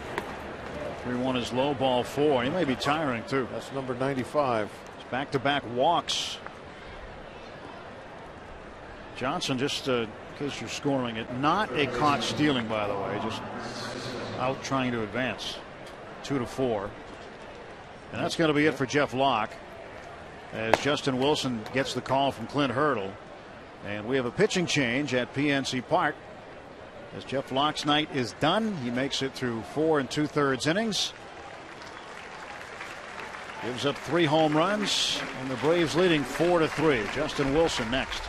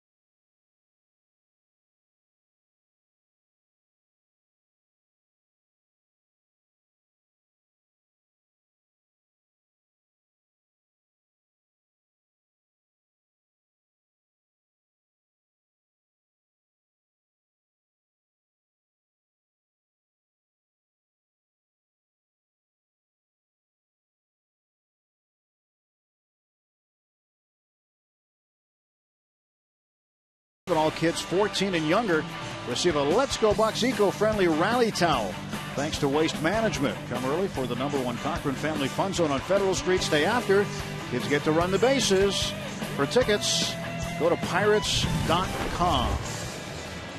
Bob Walker, I'm Tim Neverett. Top of the 5th inning. 2 men are out. Justin Wilson is in, and the man at first base, Dan Uggla, still the responsibility of Jeff Locke, so the book not quite closed yet on Locke. And Wilson will face Juan Francisco. Good numbers for Wilson. A strong start to the season. Locke, looking at his pitch count and the ball strike ratio, not what he really needed it to be tonight. A few too many balls. And I think that was really, we saw that the first hitter of the game, that he wasn't throwing the ball where he really wanted to. Well, when he threw that 0-2 pitch, it got out over the plate and went out of the ballpark. 1-0 pitch, and Francisco shatters the bat. Walker throws him out, and that's the inning. A run comes in on the home run by Justin Upton. Jeff Locke chased from the game. It's a 4-3 Atlanta lead.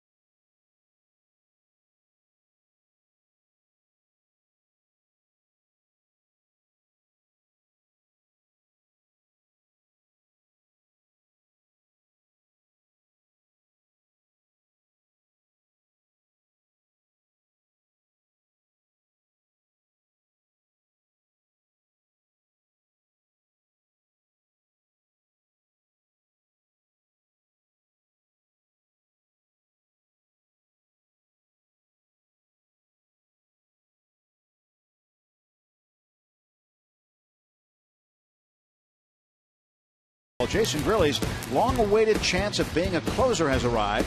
See more from our mic'd up segment with A.J. Burnett. Recap our plays of the week and much more. It's Inside Pirates Baseball, presented by Allegheny Sports Medicine, tonight after Pirates postgame on Root Sports. A.J. had quite a night last night. Visits with Gabby Sanchez. 7 innings, 1 hit against St. Louis. The only hit came in the 7th inning with 2 outs off the bat of Carlos Beltran. Travis Snyder will lead off against Julio Teheran. Teheran without a decision yet, came into tonight with an ERA of 7.36. 2-0 to Snyder. Well, Bob, who's going to hit the next home run? I think there's going to be a next one, don't you? Well, I'm sure there's going to be a next one. Maybe that guy. Or the guy behind him. And Snyder lifts this one to right field. That ball is off the wall. And Travis Snyder rounding first. He's into second base with a double. His second double of the game. Another leadoff double. Well, Snyder is starting to like the Clemente wall. He's peppering the wall.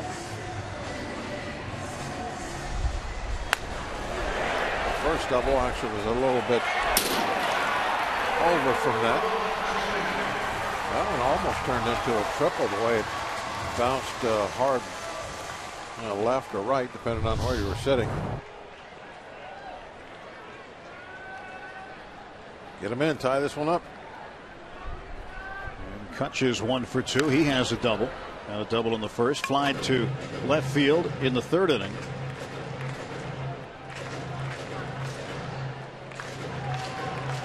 Kutch's average at 283. He hit the first home run for the Pirates this season. It came in Los Angeles. This one gets away and down to third base goes Snyder.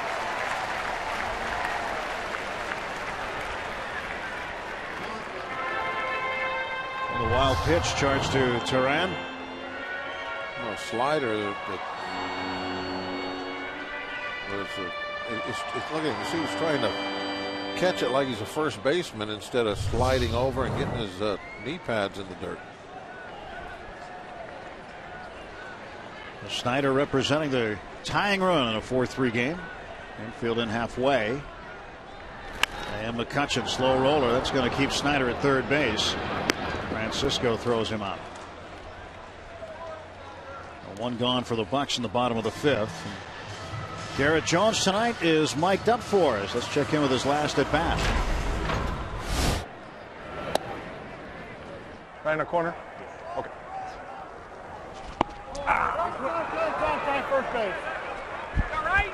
Oh, yeah. Hell to get you. It's called back foot slider right there. Oh, get you on that back foot. Yeah. Come on, look at that.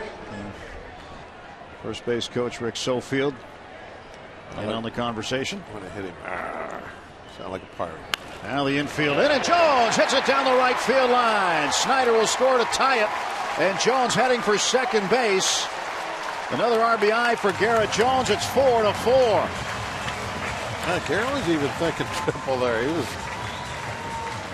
looking over at Nick Leyva about halfway in between first and second, thinking that maybe with one out, I'll gamble and see if I can get to third.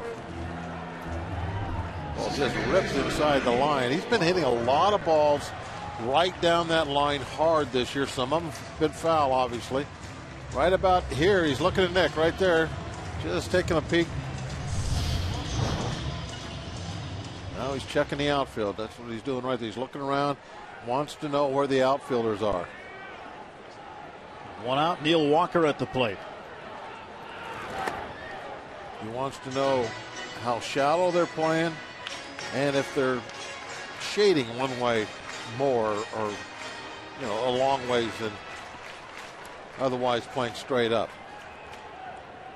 Like when he looked out at Upton in center field, he's going to say, okay, now he's over a little bit over into right center, so if a ball's hit the left center, he can get a better jump.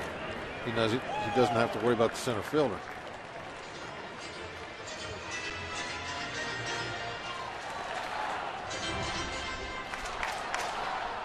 .250 with one home run. That came Monday, and now action as Anthony Varvaro will start to loosen for Atlanta. 4-0 to Walker.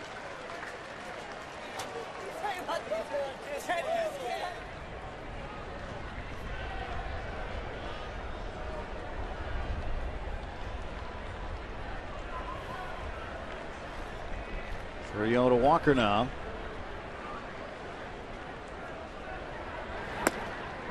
Waiting for a strike. Neal has walked it into a double play right now. Sitting on a 6-game hitting streak. Snyder started it all off with a wall double to right. He scored the tying run. Jones driving him in with a double of his own.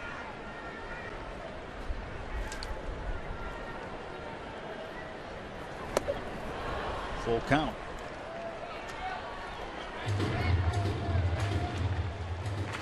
Four runs apiece, 6 hits apiece.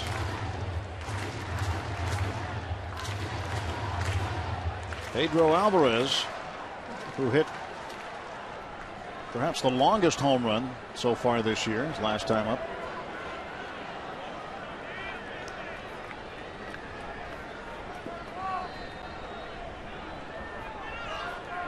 Turan's 3-2 pitch.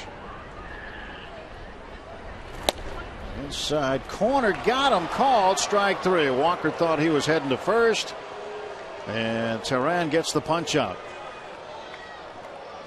Neal about to throw the bat away. Watch the pitch. Check the strike zone out. Has it right on the edge. That's the one that you got to kind of flip a coin. Sometimes you'll get that call, sometimes you won't.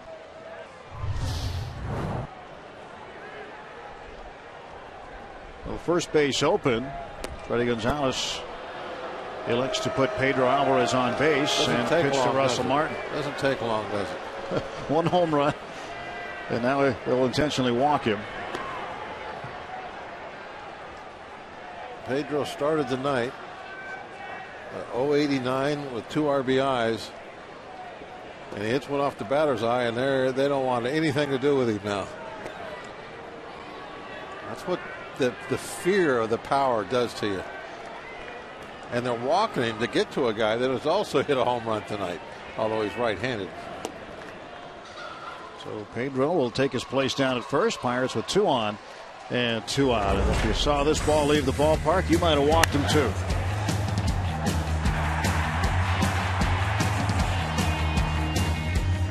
Got up on top of that batter's fly. It hit maybe 3 or 4 feet from the top. Over 440 feet on the carry.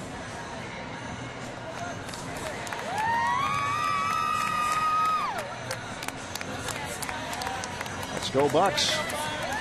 Now Roger McDowell, the pitching coach, out to have a word with Teheran.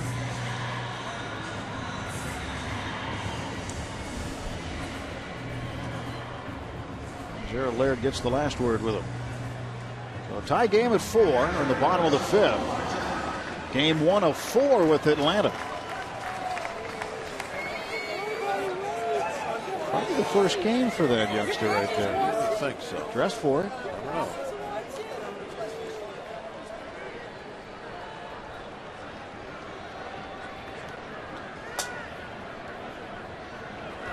And Martin takes inside for ball 1.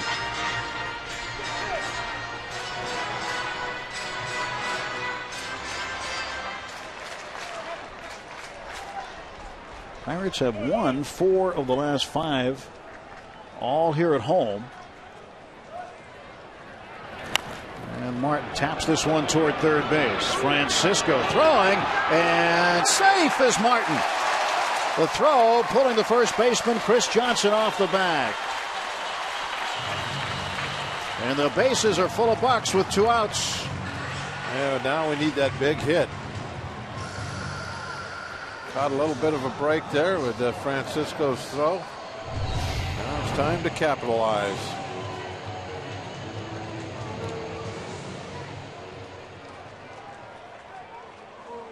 Toe just came off the bag. Close. And that one was ruled a base hit. So the base is loaded for Barmes, who is due, and he hits this one in the air to center field. Upton drifting back. And the Pirates will lead them loaded, but they get 1 on 3 hits. And after 5 full, it's the Pirates 4, Braves 4.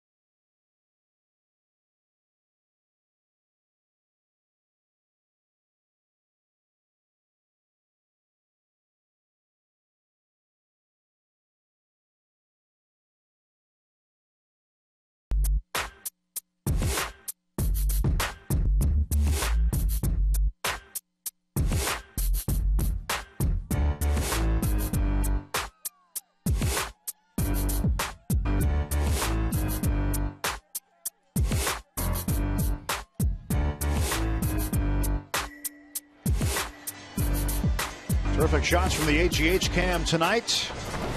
We start the top half of the 6th inning. Robbie Mikowski and Bob Walk. I'm Tim Neverett. Hope you're having a good night wherever you are, watching Pirates baseball along with us. Folks having a good time here at the ballpark as well. 4-4 game. Good ball game. Seen some home runs.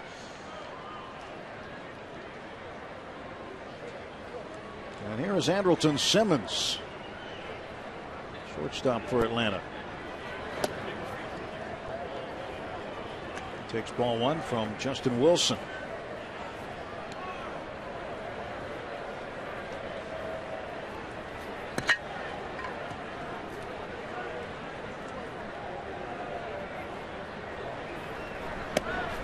Is in for a strike. Pirates will return the trip to Atlanta in June, first week of June, the 3rd, the 4th, and the 5th at Turner Field. Playing 7 games against Atlanta this year. 1-1. That's way inside. 2 balls and a strike.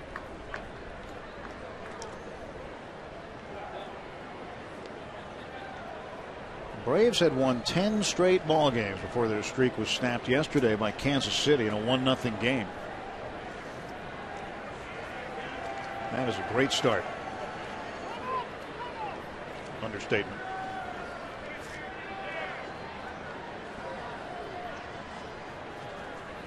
Not quite as good as the start they had in '82. 82, that was pretty good. 13-0 that year.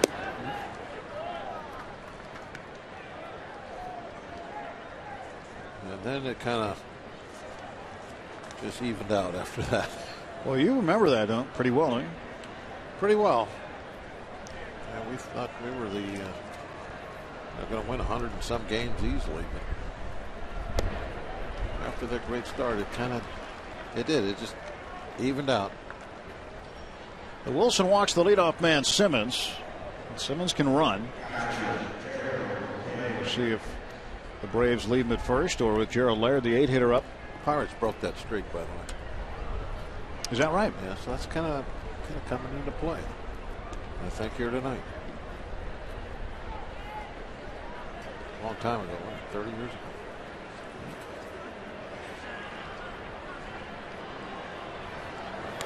And Laird bunts it foul. Well, 31, but who's counting? Teak won that game, I think. Did he? It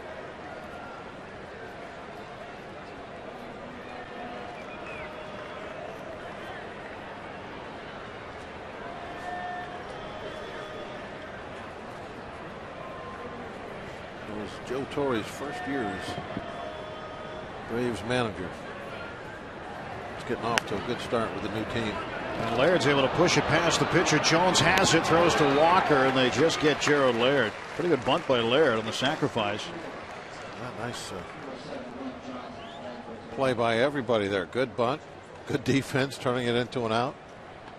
It's always difficult for the left-handed pitcher to get over on a ball to that side.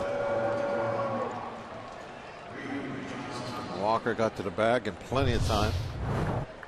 Stop, set up.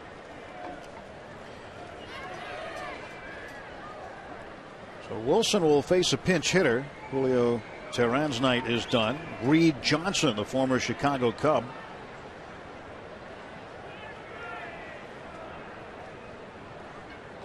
Johnson was traded at the deadline last year along with Paul Maholm from the Cubs to the Braves, and the Pirates were at Wrigley Field that day.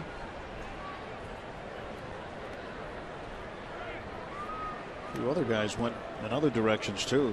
Cubs had pulled the trigger on a number of deals, it seemed, and there were a lot of hugs going on in the dugout at different points in the game, saying goodbye to their teammates, and Reed Johnson was one of them.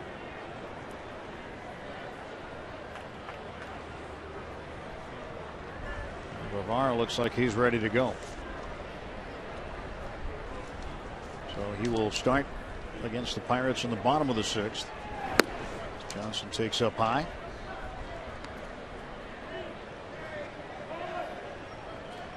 We talked about the 10-game hitting streak. According to the Elias Sports Bureau, Bob, it's the first time a winning streak of 10 or more games ended with a 1-0 defeat. since May 23rd, 1984, when the Phillies lost a game in that fashion to the Dodgers at the Vet. And the lone run was driven in by pitcher Fernando Valenzuela, who pitched a 3-hit shutout and struck out 15 Phillies that day.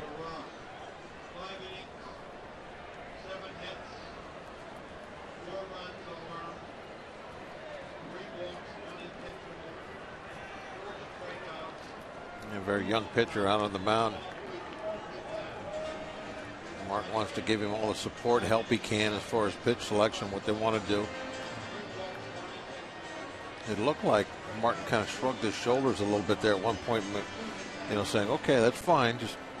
And a lot of times that's what a veteran catcher will do. He'll let the younger pitcher kind of get his way, but he'll also add, if that's the way you want to go, but whatever pitch it is, give me your best pitch. You'd rather have a pitcher throwing something with conviction than talk him into throwing something and have him not really give it his best. Pickoff attempt. Simmons back in plenty of time. One thing you notice a lot this year is Jeff Locke trying to spend a lot of time with the veteran A.J. Burnett.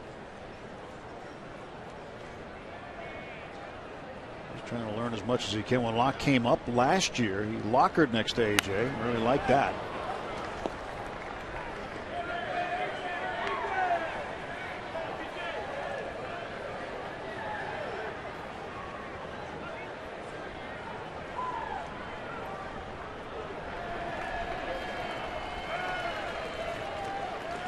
Simmons off of second base. One man out, 1-2 to the pinch hitter Reed Johnson. He re-signed with the Braves in the offseason as a free agent. Shoots this one foul out of play on the right side. Well, last season he led the majors in pinch hits. He had 18 of them.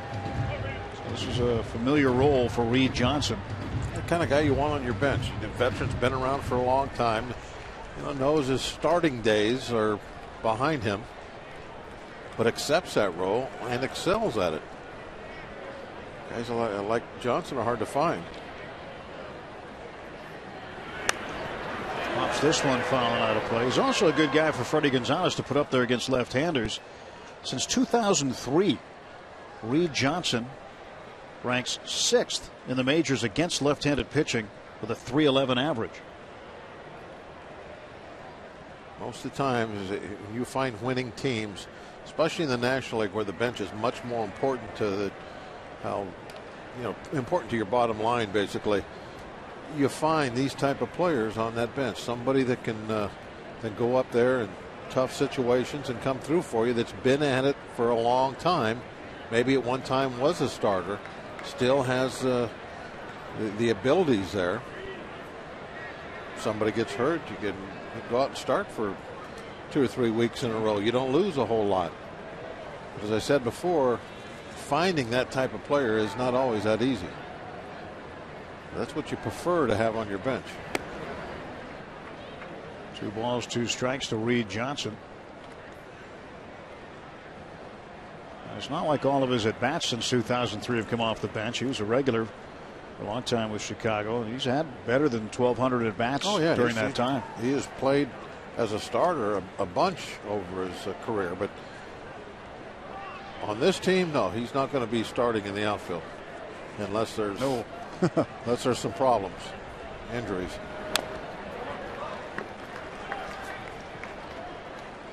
I think the outfield on this squad is set every night. Hayward and the Upton brothers. Unless one of them's getting a night off for some reason or a day off.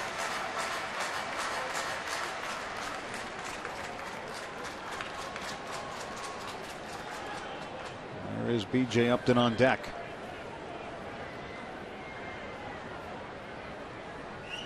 Wilson's 2-2 pitch to Reed Johnson. Johnson giving him a battle. Can't quite put him away. Wilson has strikeout stuff, obviously. He throws hard, got a good hook. Johnson keeps finding a way to get a piece. throwing a lot of fastballs in that up and in section of the strike zone. You can see it down the right-hand corner of your screen where that little cluster up there, trying to throw it by him, up and in. Changed it, decided to go outside with 95-mile-an-hour velocity. And Johnson able to get a piece of that too. Johnson just working over Justin Wilson here, making him throw a lot of pitches. Wilson trying to solve the Braves pinch hitter.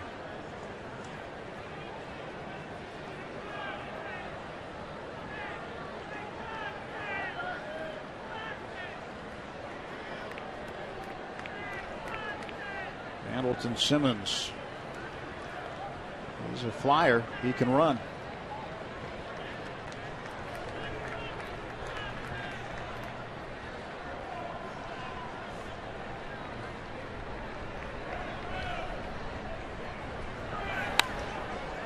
Another foul ball. Is that 10 pitchers now?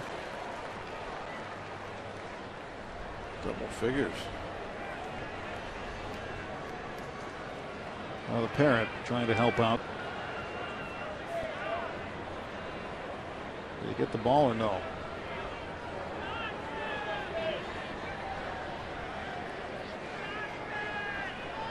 Two balls, two strikes to Reed Johnson. And the pitch from Wilson. Fouled it back. It was off the glove. Decided to go hook. I was thinking, you know, if you put the hook in a good spot, and that's the if part of it, after, you know, fouling off all these mid-90 fastballs, you would think you might get him. But he just is able to tick that one.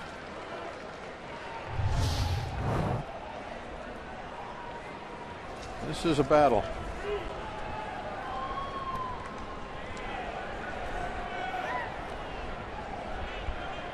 Twelfth pitch of the at bat. Count is full, 3-2. And he tried to throw another curveball and just kind of overthrew it. It popped out of his hand way early. His arm probably dragged behind him a little bit on that one.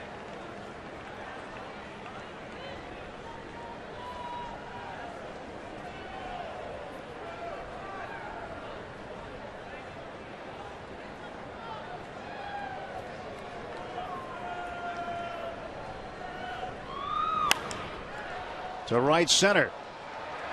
There is Snyder. And Simmons won't be able to go anywhere as Jones backs up. So Justin Wilson wins a long battle with Reed Johnson, and there are two men out. FansMLB.com at bat is the #1 source for live baseball everywhere you go. Available for iPhone, iPad, Android, and BlackBerry 10.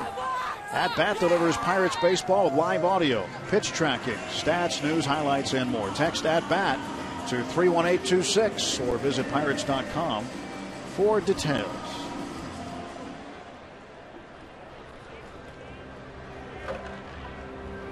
Meeting on the mound right now, two men out, and B.J. Upton, the hitter, with Simmons, the go-ahead run in scoring position. I wonder if they walk Upton, if that might be what they're talking about right now with Hayward on deck. Well, here's a tweet, the booth, Bob, at Root Sports Pit, hashtag Bucks Booth. Would an infielder beside the middle infielder ever come in for a mound visit, and why? Yeah, they will. They'll come in. In fact, everybody was just on there right now. Normally, it would be in a situation like, first and second, nobody out. You're expecting maybe a bunt, maybe not a bunt. You're talking, what kind of defense you're going to play.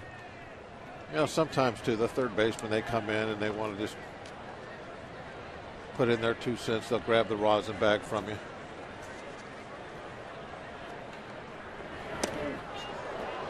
And this one to the backstop and down to third, Simmons. I've told this story before. I think that the time that I remember the most about a corner infielder coming in was when Jeff King came in and was blinking his eyes as you see the pass ball, and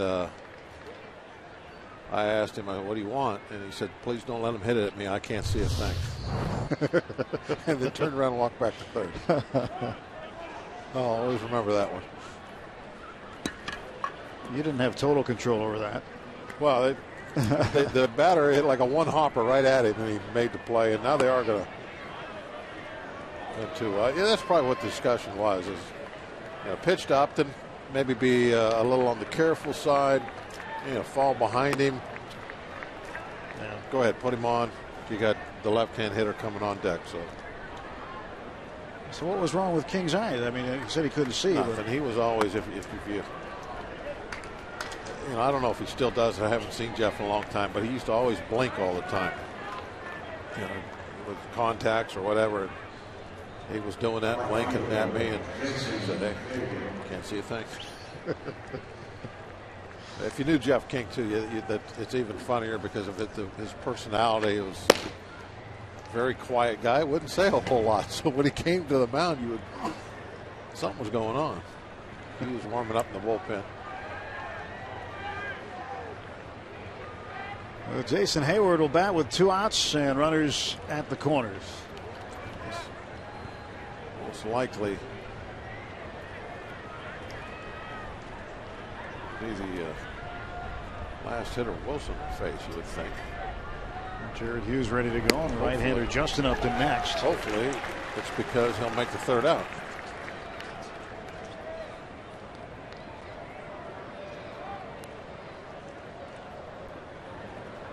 4-4, top of the 6th, 2 down. Hayward 0 for 3.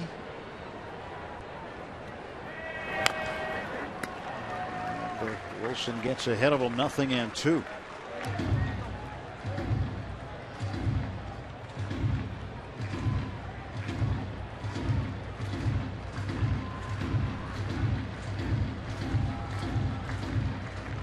Justin Wilson. Left-hander getting ready to go. He throws hard. We saw his velocity up to as high as 97 this year with the fastball. And that pitch, a breaking ball, low and away, 1-2. Trying to get Hayward to chase him.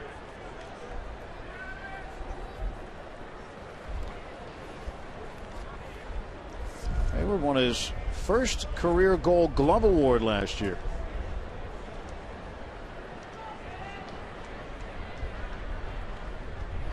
And he strikes out. And the go-ahead runs left on base as Wilson strikes out Hayward in the top half of the 6th.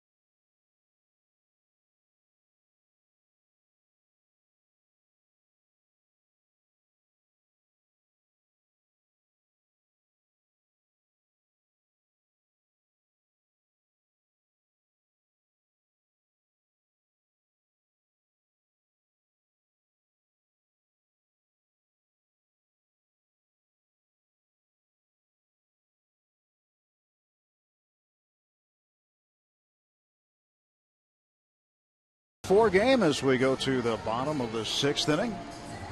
Braves and Pirates first meeting, first of 7 this year. And Anthony Bavaro will take over for Tehran. Bavaro will face Alex Presley, a pinch hitter to start, and then back to the top of the order, Marte and Snyder. Been pretty good. No ERA. 6 1/3 innings of work.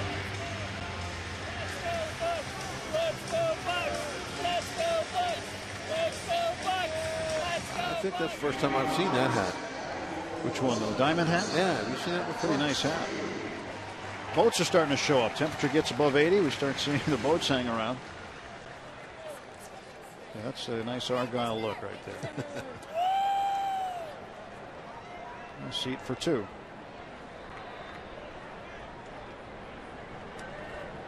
Bringing his buddy to the game. Here is Presley. Got a pinch hit, base hit in last night's game, but tried to go to second base in the 7th inning and overslid the bag and was tagged out, but good credit for the base hit. Sitting .325 in Indianapolis at the time of his call up.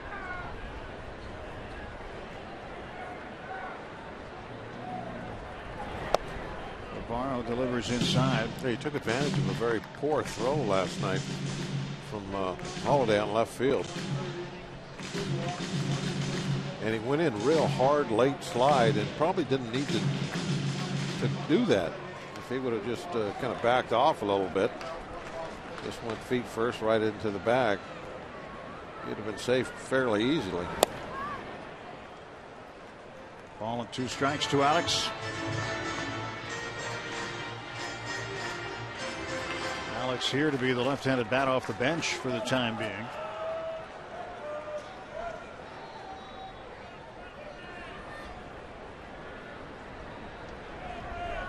Seems like we spent so much time worrying about who the 25 guys going to be when they leave spring training, and how many moves has there already been, and we're still in the heart of April. 1 down for Marte. A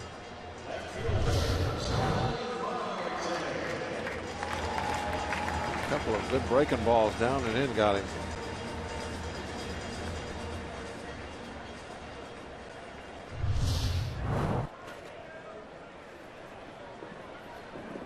Marte with a 10-game hitting streak, but he's had a tough night tonight. He has struck out 3 times.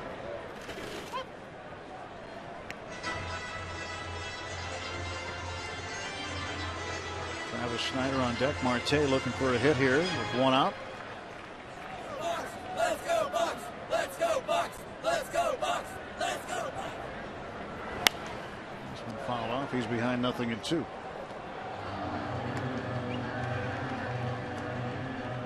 Home runs tonight for the Pirates, Russell Martin and Pedro Alvarez, and 3 for the Braves, Chris Johnson and B.J. Upton and Justin Upton. You think about it, with all those home runs, 5 home runs of the night, there'd be more than 8 runs scored. For the 4th time, Marte strikes out. He just one-handed with hard stuff. Wow. There'll be nights like that. He got this one was blown right by him.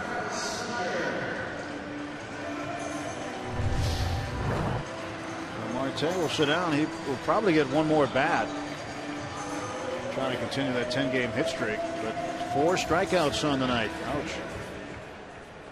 This guy's having a good night. 2 for 2, pair of doubles, 2 runs scored. Walked once. He'll take strike 1. Trying to think about brothers homering in the same game. I think back 2 or 3 years ago now in San Diego, when Adrian Gonzalez and his brother Edgar homered, and Adam LaRoche also homered in that game, and Andy LaRoche couldn't get one out. We almost had 2 pairs of brothers homering in the same game, and that one in San Diego a couple of years back.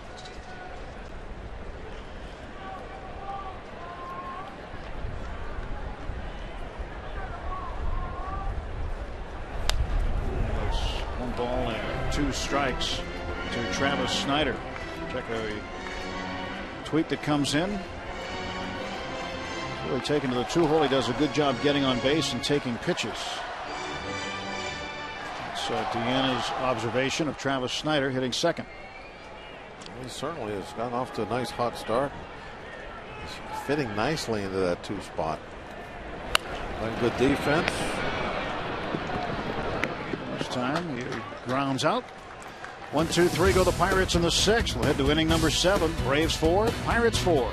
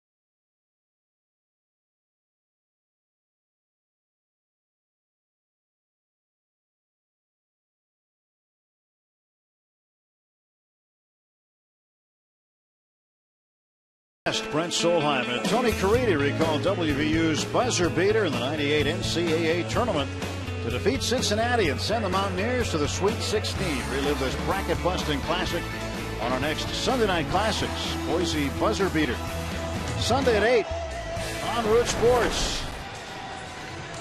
And here 4-4 as we go to the 7th inning. Robbie Ince-Mikowski and Bob Walk. I'm Tim Never. Glad you're along watching on Root Sports. Jared Hughes takes over on the hill for the Pirates. Jared's let the ERA take a little bit of a hike on him. It's up to 4, but at this time of year it'll really swing around a lot quick, just like the batting averages last year. Jared's rookie season, that earned run average was sparkling throughout the year. What a fine season he had. And this one to left field, right at Marte. 1 out. Upton 1 for 3.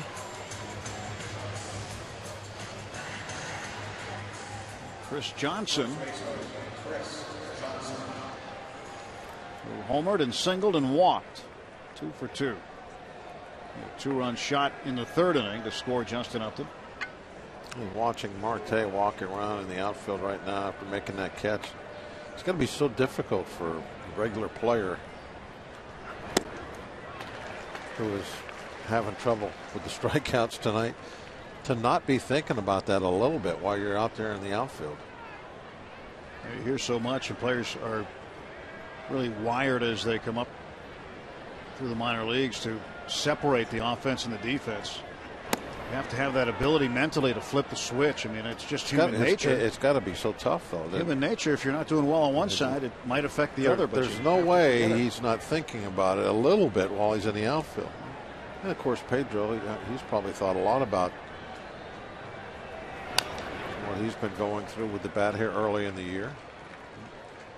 And Pedro with a home run tonight, and defensively he's been pretty solid. Yes, he does have an error tonight, but for the most part his defense has been very solid, even on nights when he has struggled at the plate. Hasn't taken his bat with him out into the field, and Marte trying to do the same thing. Strike three. Hughes gets him. Well, a much different meeting between Hughes and Johnson. The last time they met was in August when the Diamondbacks were here, and Johnson hit home run off him.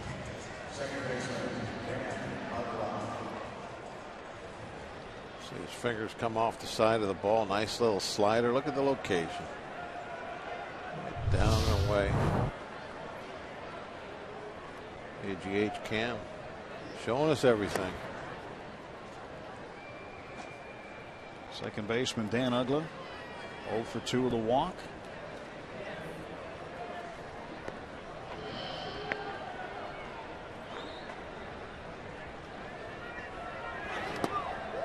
And 2 balls and no strikes.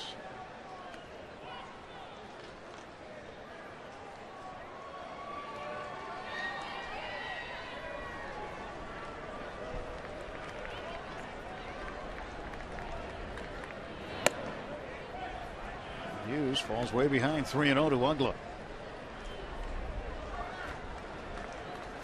Braves put 1 up in the first. So did the Pirates. Pirates put another 1 up in the second to take a lead. And right there, Uggla chasing that 3-0 pitch. Yeah, you don't really see guys swing at 3-0 pitches that are so far out of the strike zone. Look where that ball ends up. The glove is actually in the dirt. Martin makes the catch. Now Hughes comes back to fill up the count when he actually had delivered ball 4, but Uggla did him a favor.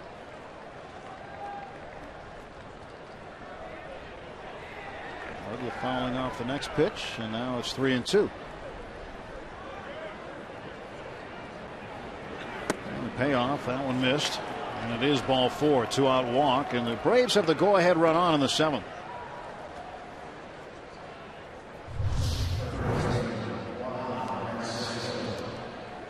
Jeff Bannister. Oh, he blocked it. He's a catcher. Catchers are always taking the balls off the chest. It's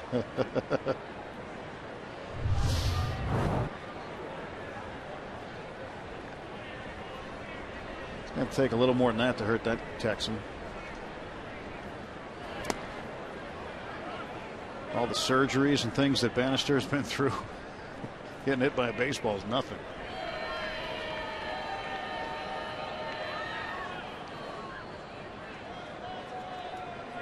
Jeff Bannister, Clint Hurdle's bench coach. Got 1 major league hit. It was against the Atlanta Braves.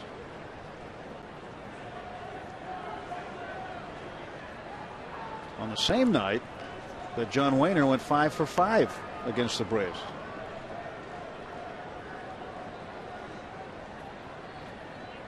John might tell you if you had put all the hits end to end, they might not have reached the outfield wall. I think he got 1 chinker. I think all the other ones were pretty solid. Were they good? I think that's a little exaggerated. He's being that legend has grown over the year. He got 1 chinker in there. The rest were bullets. I know we have video evidence now. The rest were bullets.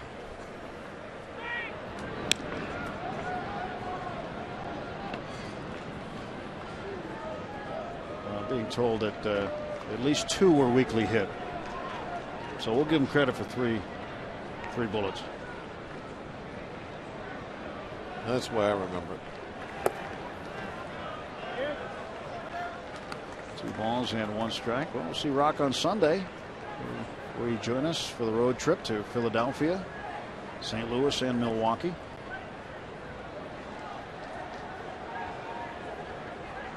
Four games in Philly. 2-1. That's way inside.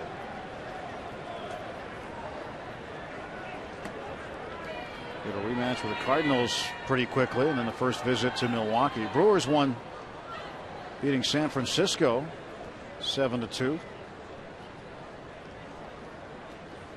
the Cardinals leading Philadelphia 4-3 in the bottom of the 8th.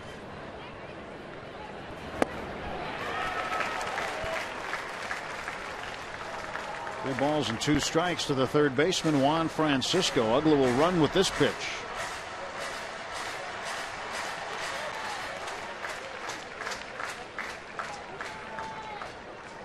They mic'd up Garrett Jones playing right behind him. And he struck him out. 2 strikeouts in the inning for Jared Hughes. It's 4-4 at the 7th inning stretch. We'll take you around PNC Park right now for the sights and sounds of the stretch. We invite you.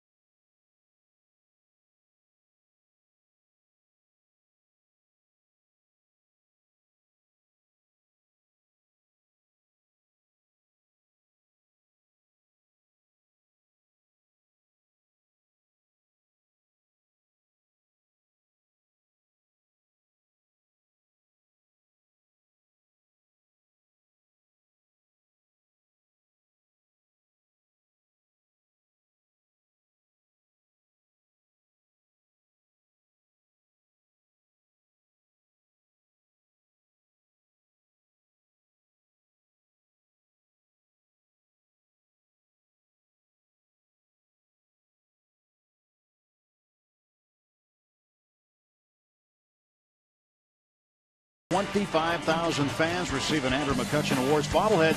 Compliments of Trip Total Media. It's also an Eaton Park Scratch and Win Saturday. All fans receive a scratch card good for prizes from Eaton Park. For tickets, visit Pirates.com. This will be a popular game. Make sure to get to the ballpark early. Be one of the first 25,000 through the gates. And get your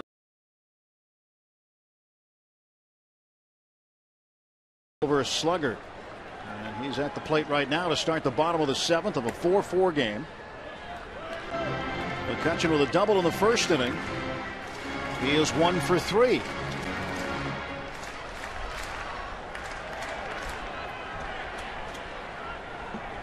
The pitch. And let that one go. Checked his swing. It'll be a 2-ball, no strike count to McCutcheon.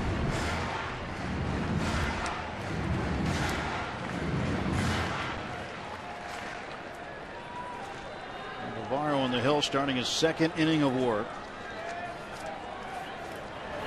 And McCutcheon chops this one foul. Navarro out of Staten Island, New York. A couple of years ago, claimed off waivers by the Braves from Seattle. He made his big league debut in 2010.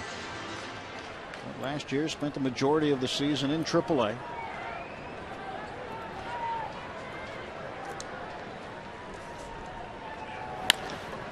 Chopper to short. Andrelton Simmons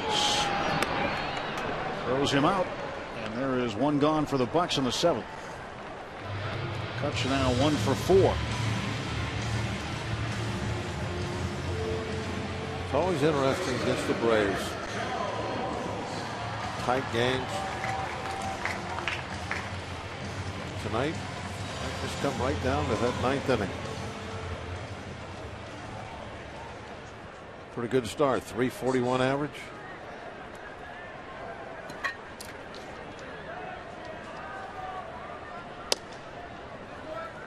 Jones. You know, we've seen over the years some couples here that one will have Pirate garb on, the other one will have the other team.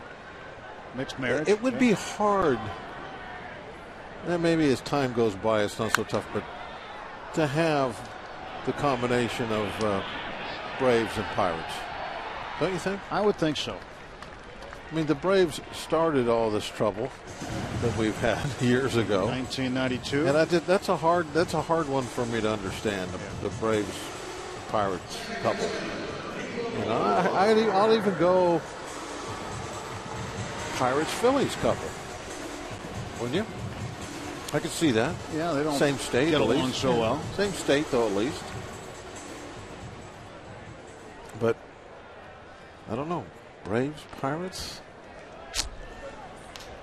will lead to some arguments.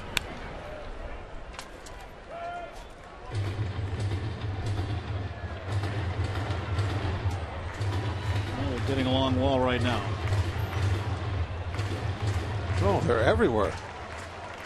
They're all over the place. Why is there so many of them?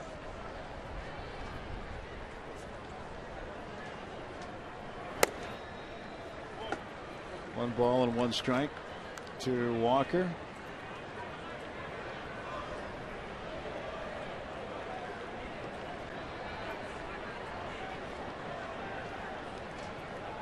That just shows everybody. Talking about that night 20 years ago? Maybe. Maybe. Oh, that pitch a little bit up and called a strike. Well, she doesn't look too happy with him.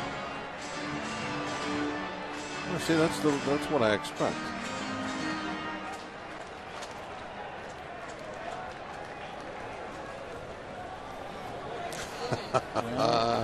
There you go. I like that. Walker up in the air to short left field, and Justin Upton will put it away. And that's 6 up and 6 down for Favaro. Heading to the 8th. Pirates 4, Braves 4.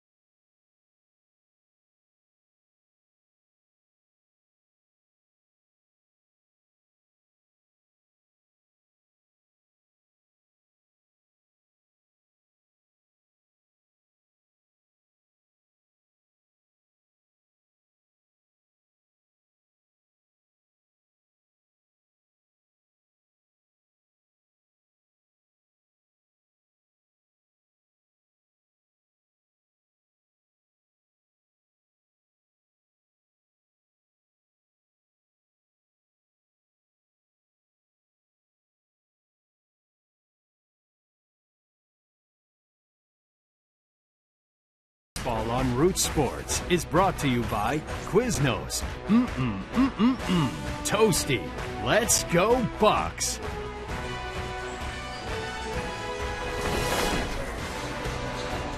Gorgeous night in Pittsburgh. Pretty good ball game too. 4-4, top of the 8th inning. As Jared Hughes remains on. There, fear the bones. Did you come up with that saying, Bob? One of a number of them, I think you did a couple of years ago. It said fear the bones. Perhaps. End of a game, and now look at that. It's on a t-shirt. My new one is time to melt some cheese. I'm trying to get it going. It's slow to catch on, though. I need help from you. You're like, well, you could give me nothing on it. No. A lot of times you help me out. You're not helping me out at all on this one. This one's fouled back. That ban the DH thing still has legs. Yeah, that definitely has legs.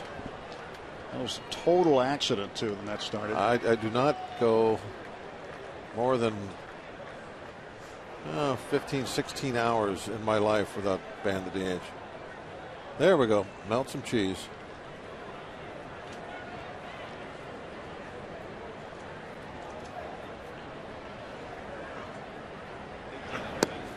Simmons pitch outside. See, look at that. Ban the DH. Right outside the booth. Greg Sinkovich, our stage manager, a.k.a. Dash. He has that thing up there. You know what? Just in case. Because pitchers like these babies right here. They like to hit. They like to hit. That's what it's all about. Where'd that come from? I always have one nearby. I wasn't a DH, so there's always one by me. Look at that baby right there. Is that your name? Nice frame. No, it just says Pirates. I'm a pirate. I don't need my name. You don't need your name on there. It just says Pirates. Yeah, we got this up here just in case. In case of emergency, I guess. Basically, we don't need a DH. We hit for ourselves. We got our bat right here. Thanks, Dash. See, you don't need a new saying. That's good right there. No, you brought it up with the Bones thing now. But you said that. Yeah. You said that when we were on the air a few nights. Simmons walks for the second straight time to lead off an inning. Walked to lead off the sixth. Wilson walked him, and now Hughes walks him here. And the go-ahead run is aboard for Atlanta.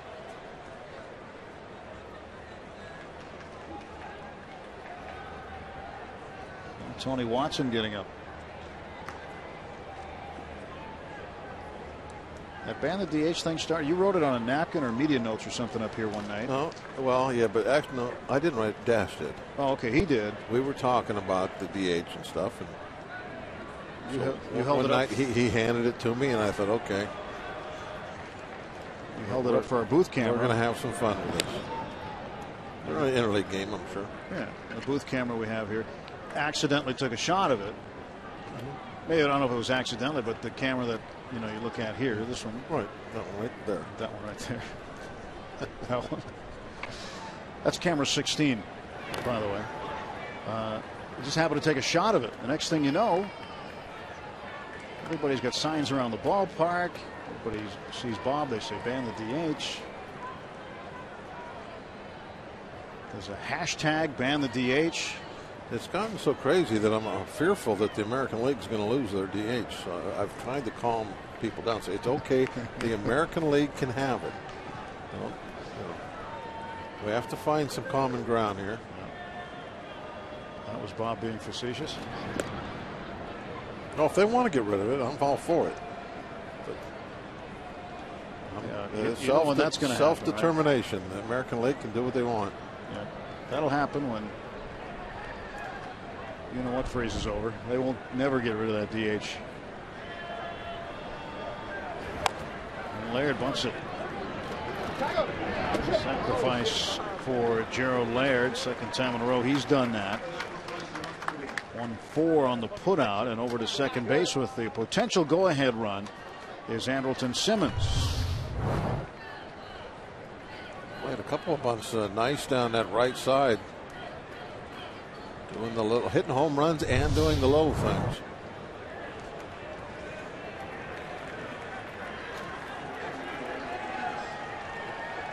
Problem with the Braves tonight is that they've only had 3 hits that haven't been home runs.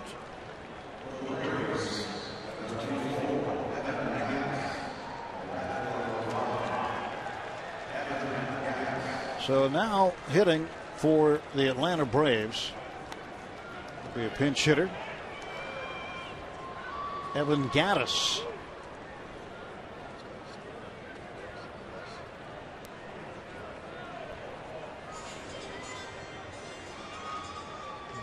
Ray Surridge will come out and have a word as Evan Gattis gets ready to come up, and he has quite an interesting story, doesn't he, Robbie?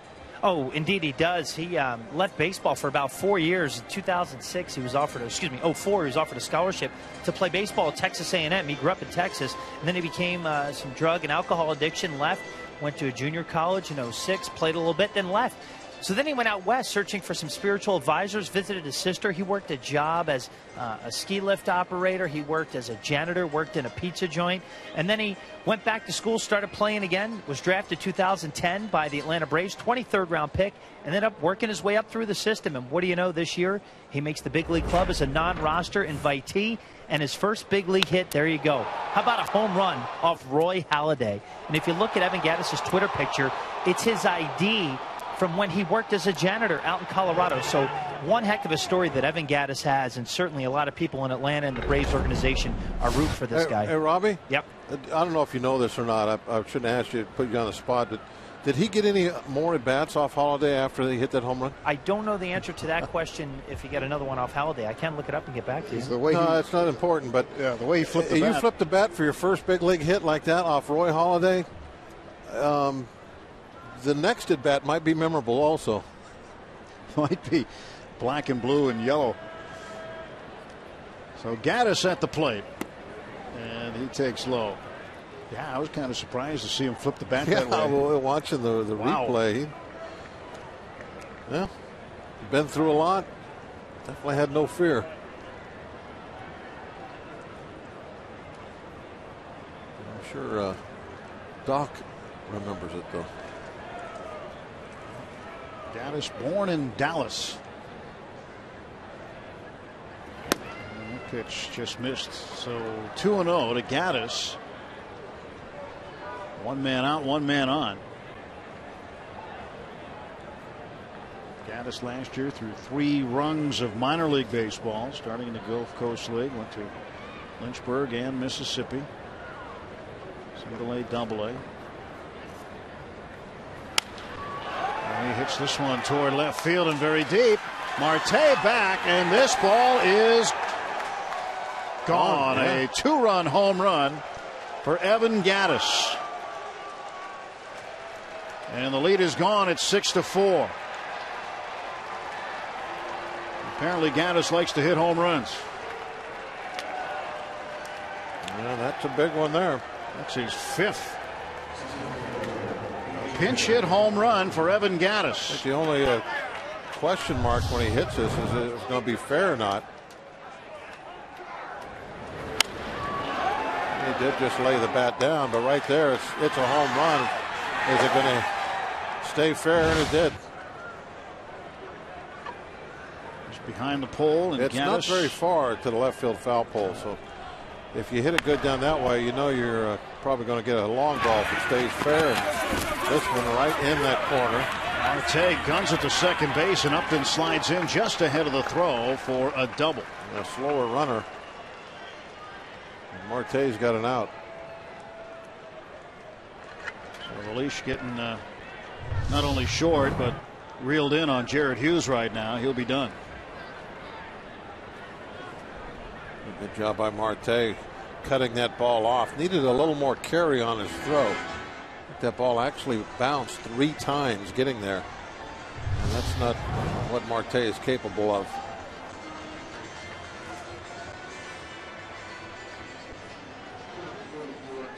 Here comes Tony Watson to take over for Jared Hughes in the 8th.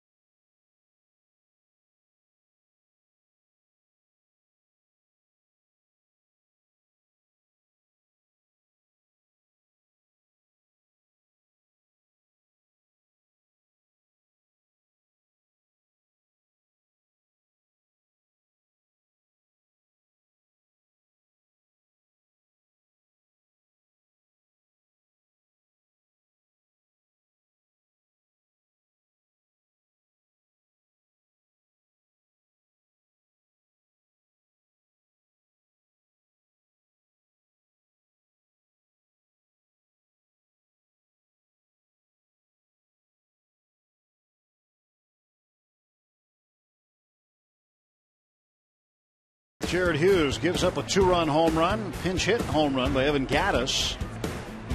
Upton follows with a double, and now Tony Watson will face the lefty Jason Hayward. So the lead gone here in the 8th inning.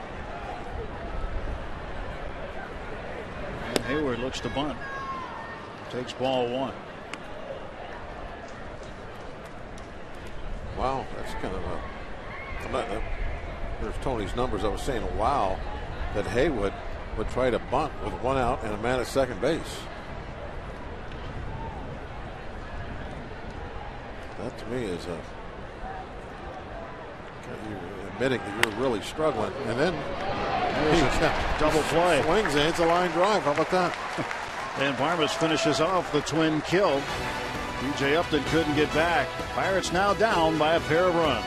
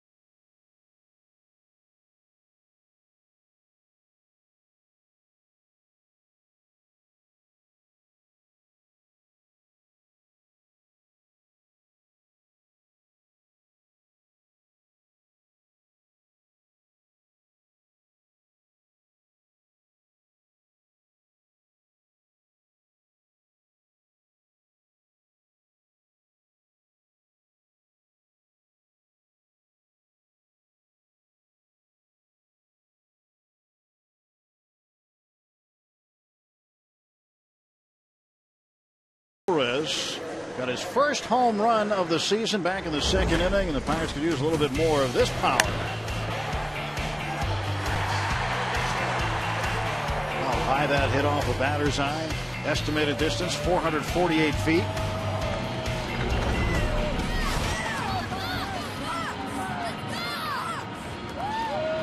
Alvarez ready to go here in the bottom of the 8th. He'll face the left-hander Eric O'Flaherty. So it'll be a tough assignment for Alvarez, who has not quite figured out the lefties.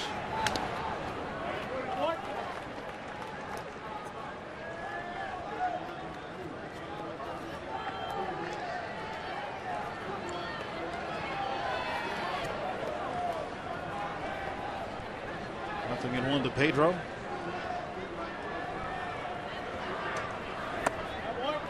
That's a ball, 1 ball, 1 strike.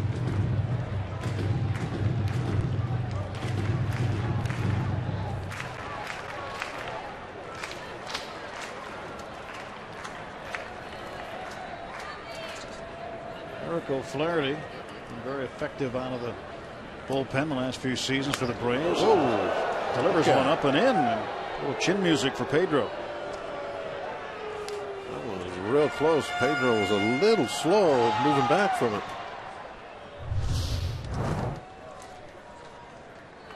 Look at that. That was right off the nose. Oh, look out.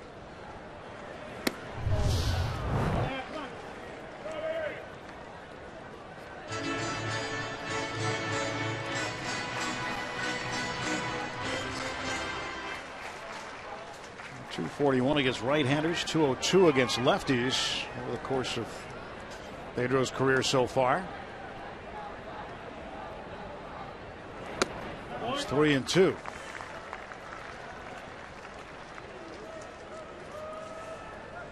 The Pirates need a base runner.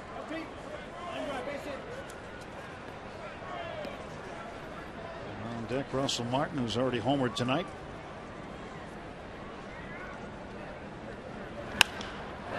is to left field. Preston Upton circling back behind it. The ball sliced away from him.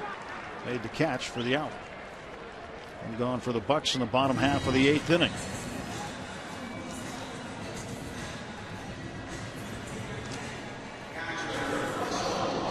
Well, Russell Martin will stand in against O'Flaherty. O'Flaherty went 3-0 last year for Atlanta. He had 64 appearances out of the bullpen. And those 64 appearances earned himself an earned run average of 173. And if you think that's good, the year before in 2011, he had a career high 78 appearances and was almost unhittable. 0.98 is earned run average. ERA under 1. And the Braves have had a very solid bullpen for quite some time. A very capable closer. And if we don't do anything here in the 8th, most likely be seeing.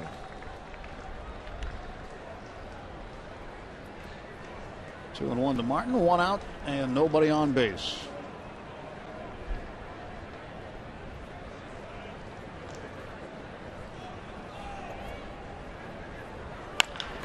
Chopper to third. Hop for Francisco, and there are 2 out. Now the Cardinals have won tonight. They beat Philadelphia 4-3. Cincinnati pounding Miami at home. They're in the top of the 8th, 11-1. Told you Milwaukee won. Cincinnati pounded the Phillies yesterday. Here's Vin Mazzaro warming up, getting ready to make his Pirates debut. He's been in the big leagues with Oakland and Kansas City. He was called up when Brian Morris was sent back 2 days ago. Armas is 0 for 3 tonight. He's flying out twice to center and then grounded out to second base.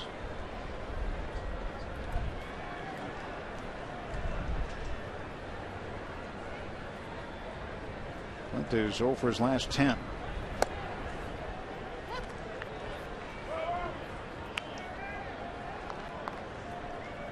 One and one to the veteran shortstop.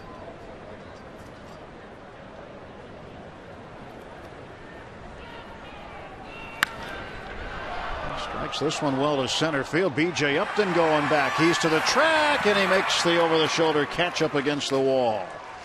Pirates gone in order for the 3rd straight inning. We'll head to the 9th at PNC Park.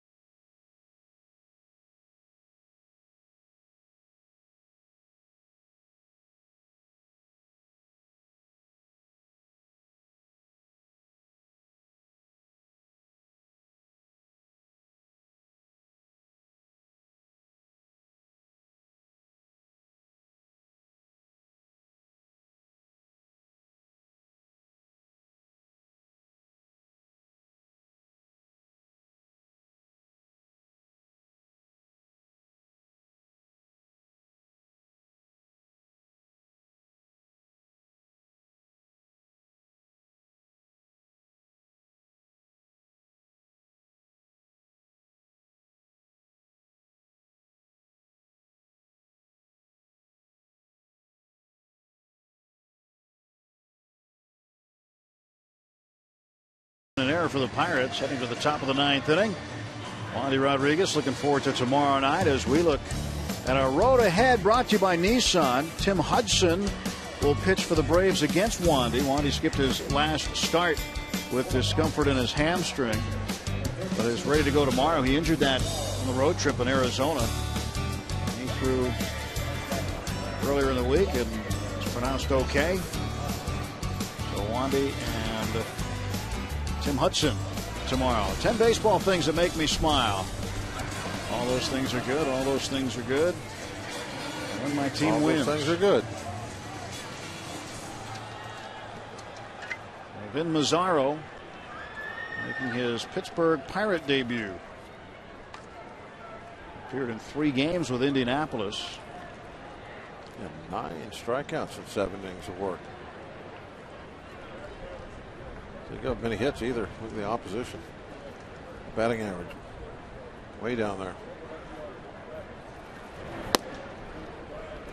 Mazzar from the greater New York City area, born in Hackensack, New Jersey.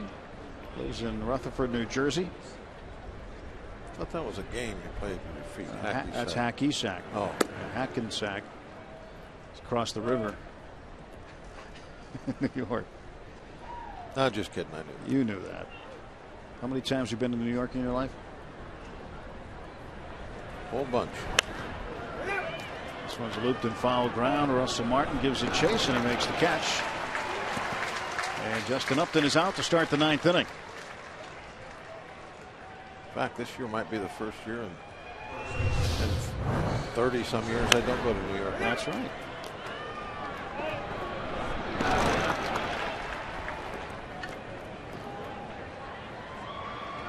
Two hands. Yeah, the birthday boy is going to fill in for you in that New York Mets series. Steve Blass. Be the first year since 1980 I don't visit New York. We'll be at a little family outing. Chris Johnson at the plate, the first baseman. Johnny and Nicky be getting married that weekend. Steve was agreed to stand in for me for a couple of days. I know he's going kicking and screaming, believe me.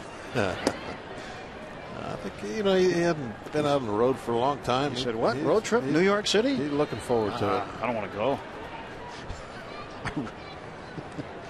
He's counting down the days. Walker can't get it. Just out of his reach. That's the 3rd hit of the game for Chris Johnson. 1-out single.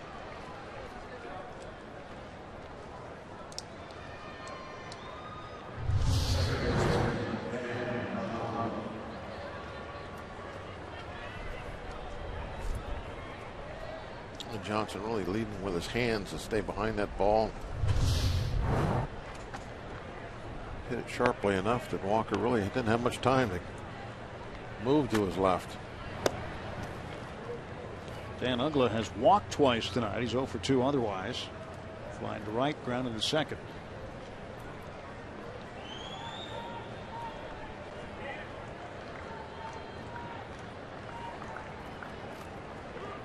Vin Mazzaro delivers. That's outside for a ball.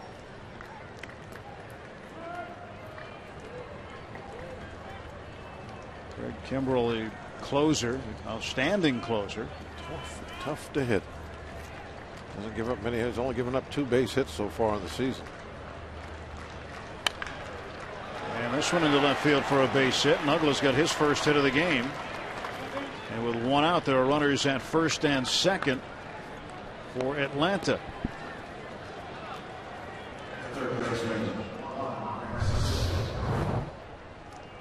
Oh, pulled hard through that hole.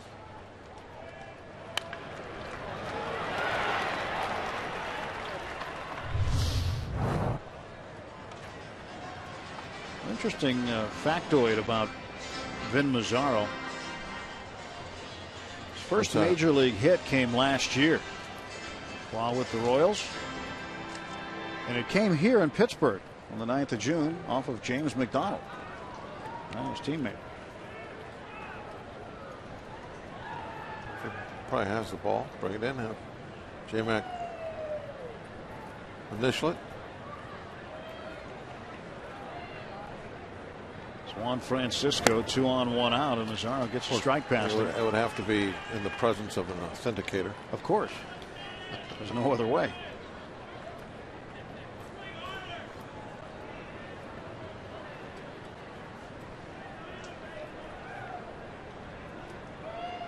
0-1 to Francisco. Good looking pitch there by Mazzaro.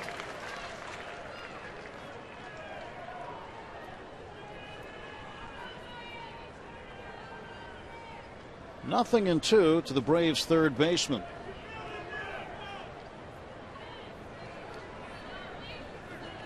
And here comes the 0-2. Got him. Good morning, good afternoon, and good night. Got him on 3 pitches. So 2 men out in the top half of the 9th inning. Kept throwing him sliders. Francisco kept missing them.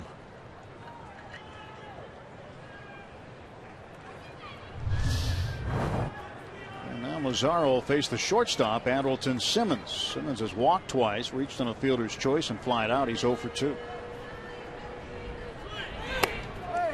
And that one is still not found. Martin had to find it. He touched it. What is home plate umpire Andy Fletcher saying right now? Oh, he's saying that the bat boy touched it, I think. Made it a dead ball, perhaps. I heard somebody in the crowd, Mike, say he touched it. I think that's what it was. But basically here, this is a cross up. Martin's looking for a breaking ball, and he got a fastball right off the helmet. No, I don't see the... Didn't see where the bat boy touched it. Right off the mask.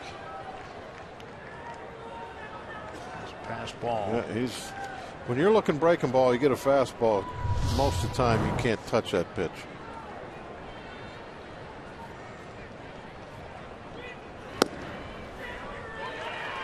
One ball with 1 strike. Well, let's see what happens to the baseball. See if you can see the bat boy touch it right there. Yep. Yeah, okay, that's what happened. Force a habit by that guy. I guess they call it bat boy interference. Yeah. To the right side, Jones with it. Toss to Mazzaro for the final out. Braves will strand 2 after 2 hits. Last wraps for the Bucks, trailing 6-4, heading to the bottom of the 9th.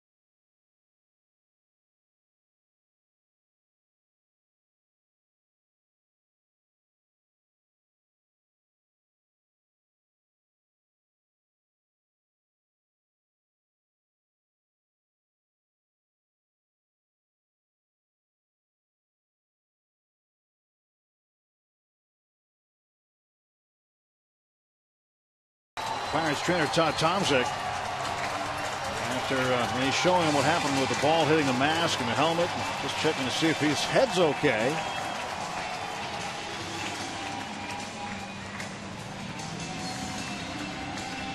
Looking at the mask, I wonder if it's got a nice dent in it or something.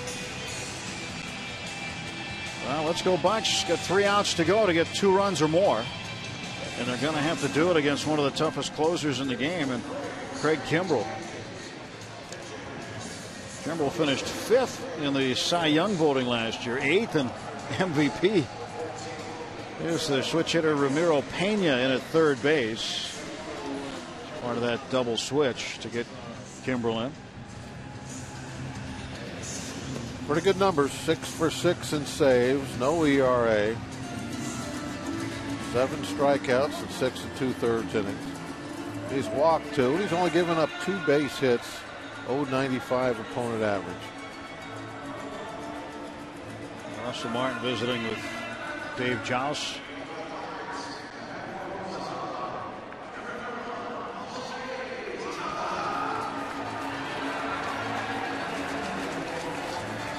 And Jose Tabata will lead off. He'll pinch hit on the 9 spot, facing Kimbrel.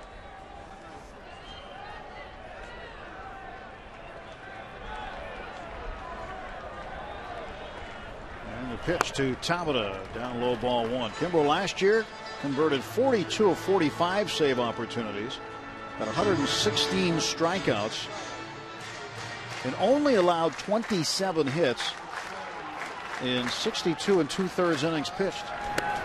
That's some pitching, but the year before, his ERA was a little higher, but he had way more appearances, and 79 of those, and converted 46 saves. Huntsville, Alabama. He's got that unorthodox stance before he gets into the windup.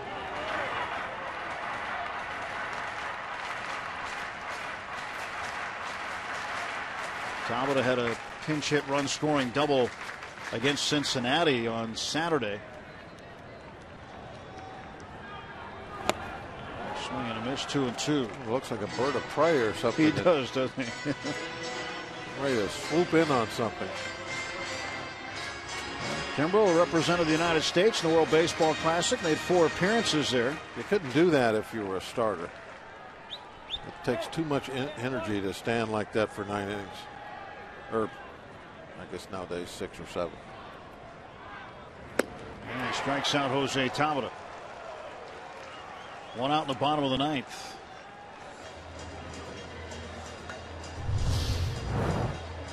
'97 throws hard.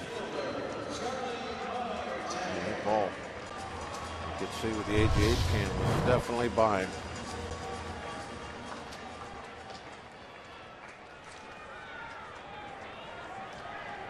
Marte 0 for 4 tonight. He's sitting on a 10-game hitting streak. He has struck out 4 times. He does not want a 5th. He didn't want the 1st.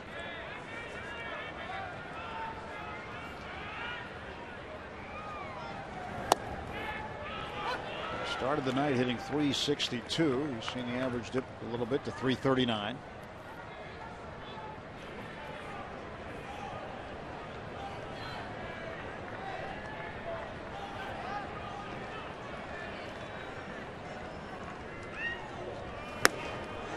Right by him. 97. Kimbrel's turning up the heat here in the bottom of the 9th.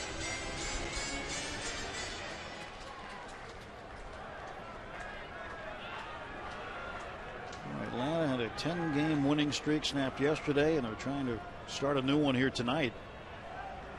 With a win tonight, as Marte goes down on strikes for the 5th time. And I was about to say, with a win tonight, the Braves will become the 4th National League team since 1980 to win its first 7 road games of the year. Throwing that fastball by him in '97 just froze him up with that breaking pitch. The Braves have done well on the road since 1980. 3 of those 4 teams were Braves teams. The '82 Braves for 9 straight, then '94 Braves won 10 straight. The '03 Giants 8 straight road games.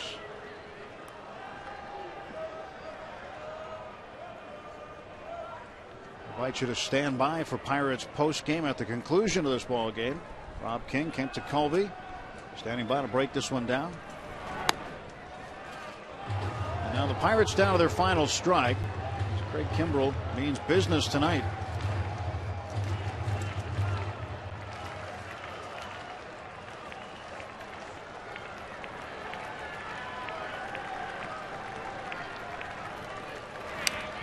And Snyder fouls it back.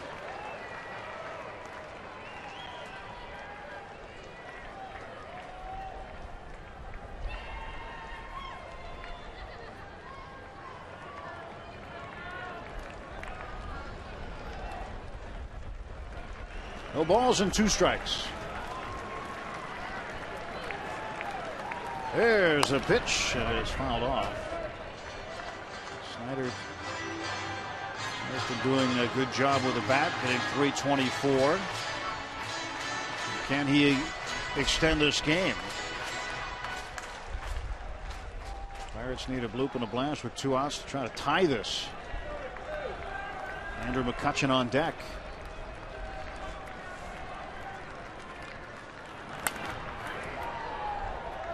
Snyder hangs in.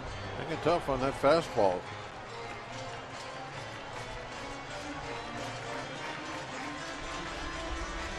First guy this inning been able really to do that.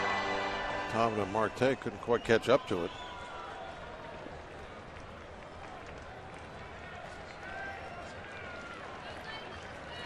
Parrott trying to distract Kimbrel, but hasn't worked yet.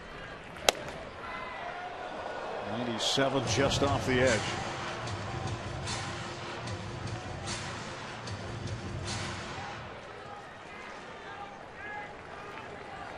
Jason Grilli warmed up just in case. Well, the 8th inning home run, pinch hit home run by Evan Gattis off of Jared Hughes, the difference in the game. And that's the ball game right there as Kimbrel comes in, strikes out the side, gets 2 of them looking. He's got his 7th save. And the Braves go to 13-2, a major league best. Justin Upton, B.J. Upton, each with home runs tonight. Chris Johnson also with a home run tonight and 2 other hits, so a 3-hit night for Johnson, and then the big home run by Evan Gattis.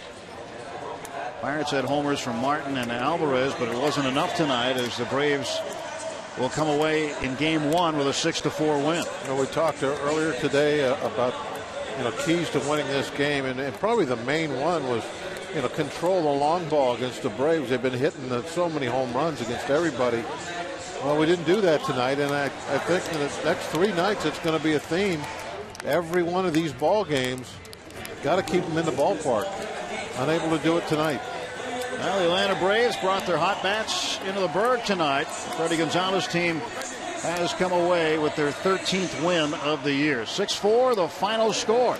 Let's get it to our postgame guys right now. Rob King and Kent Tekulve. Tim and Bob, thanks very much.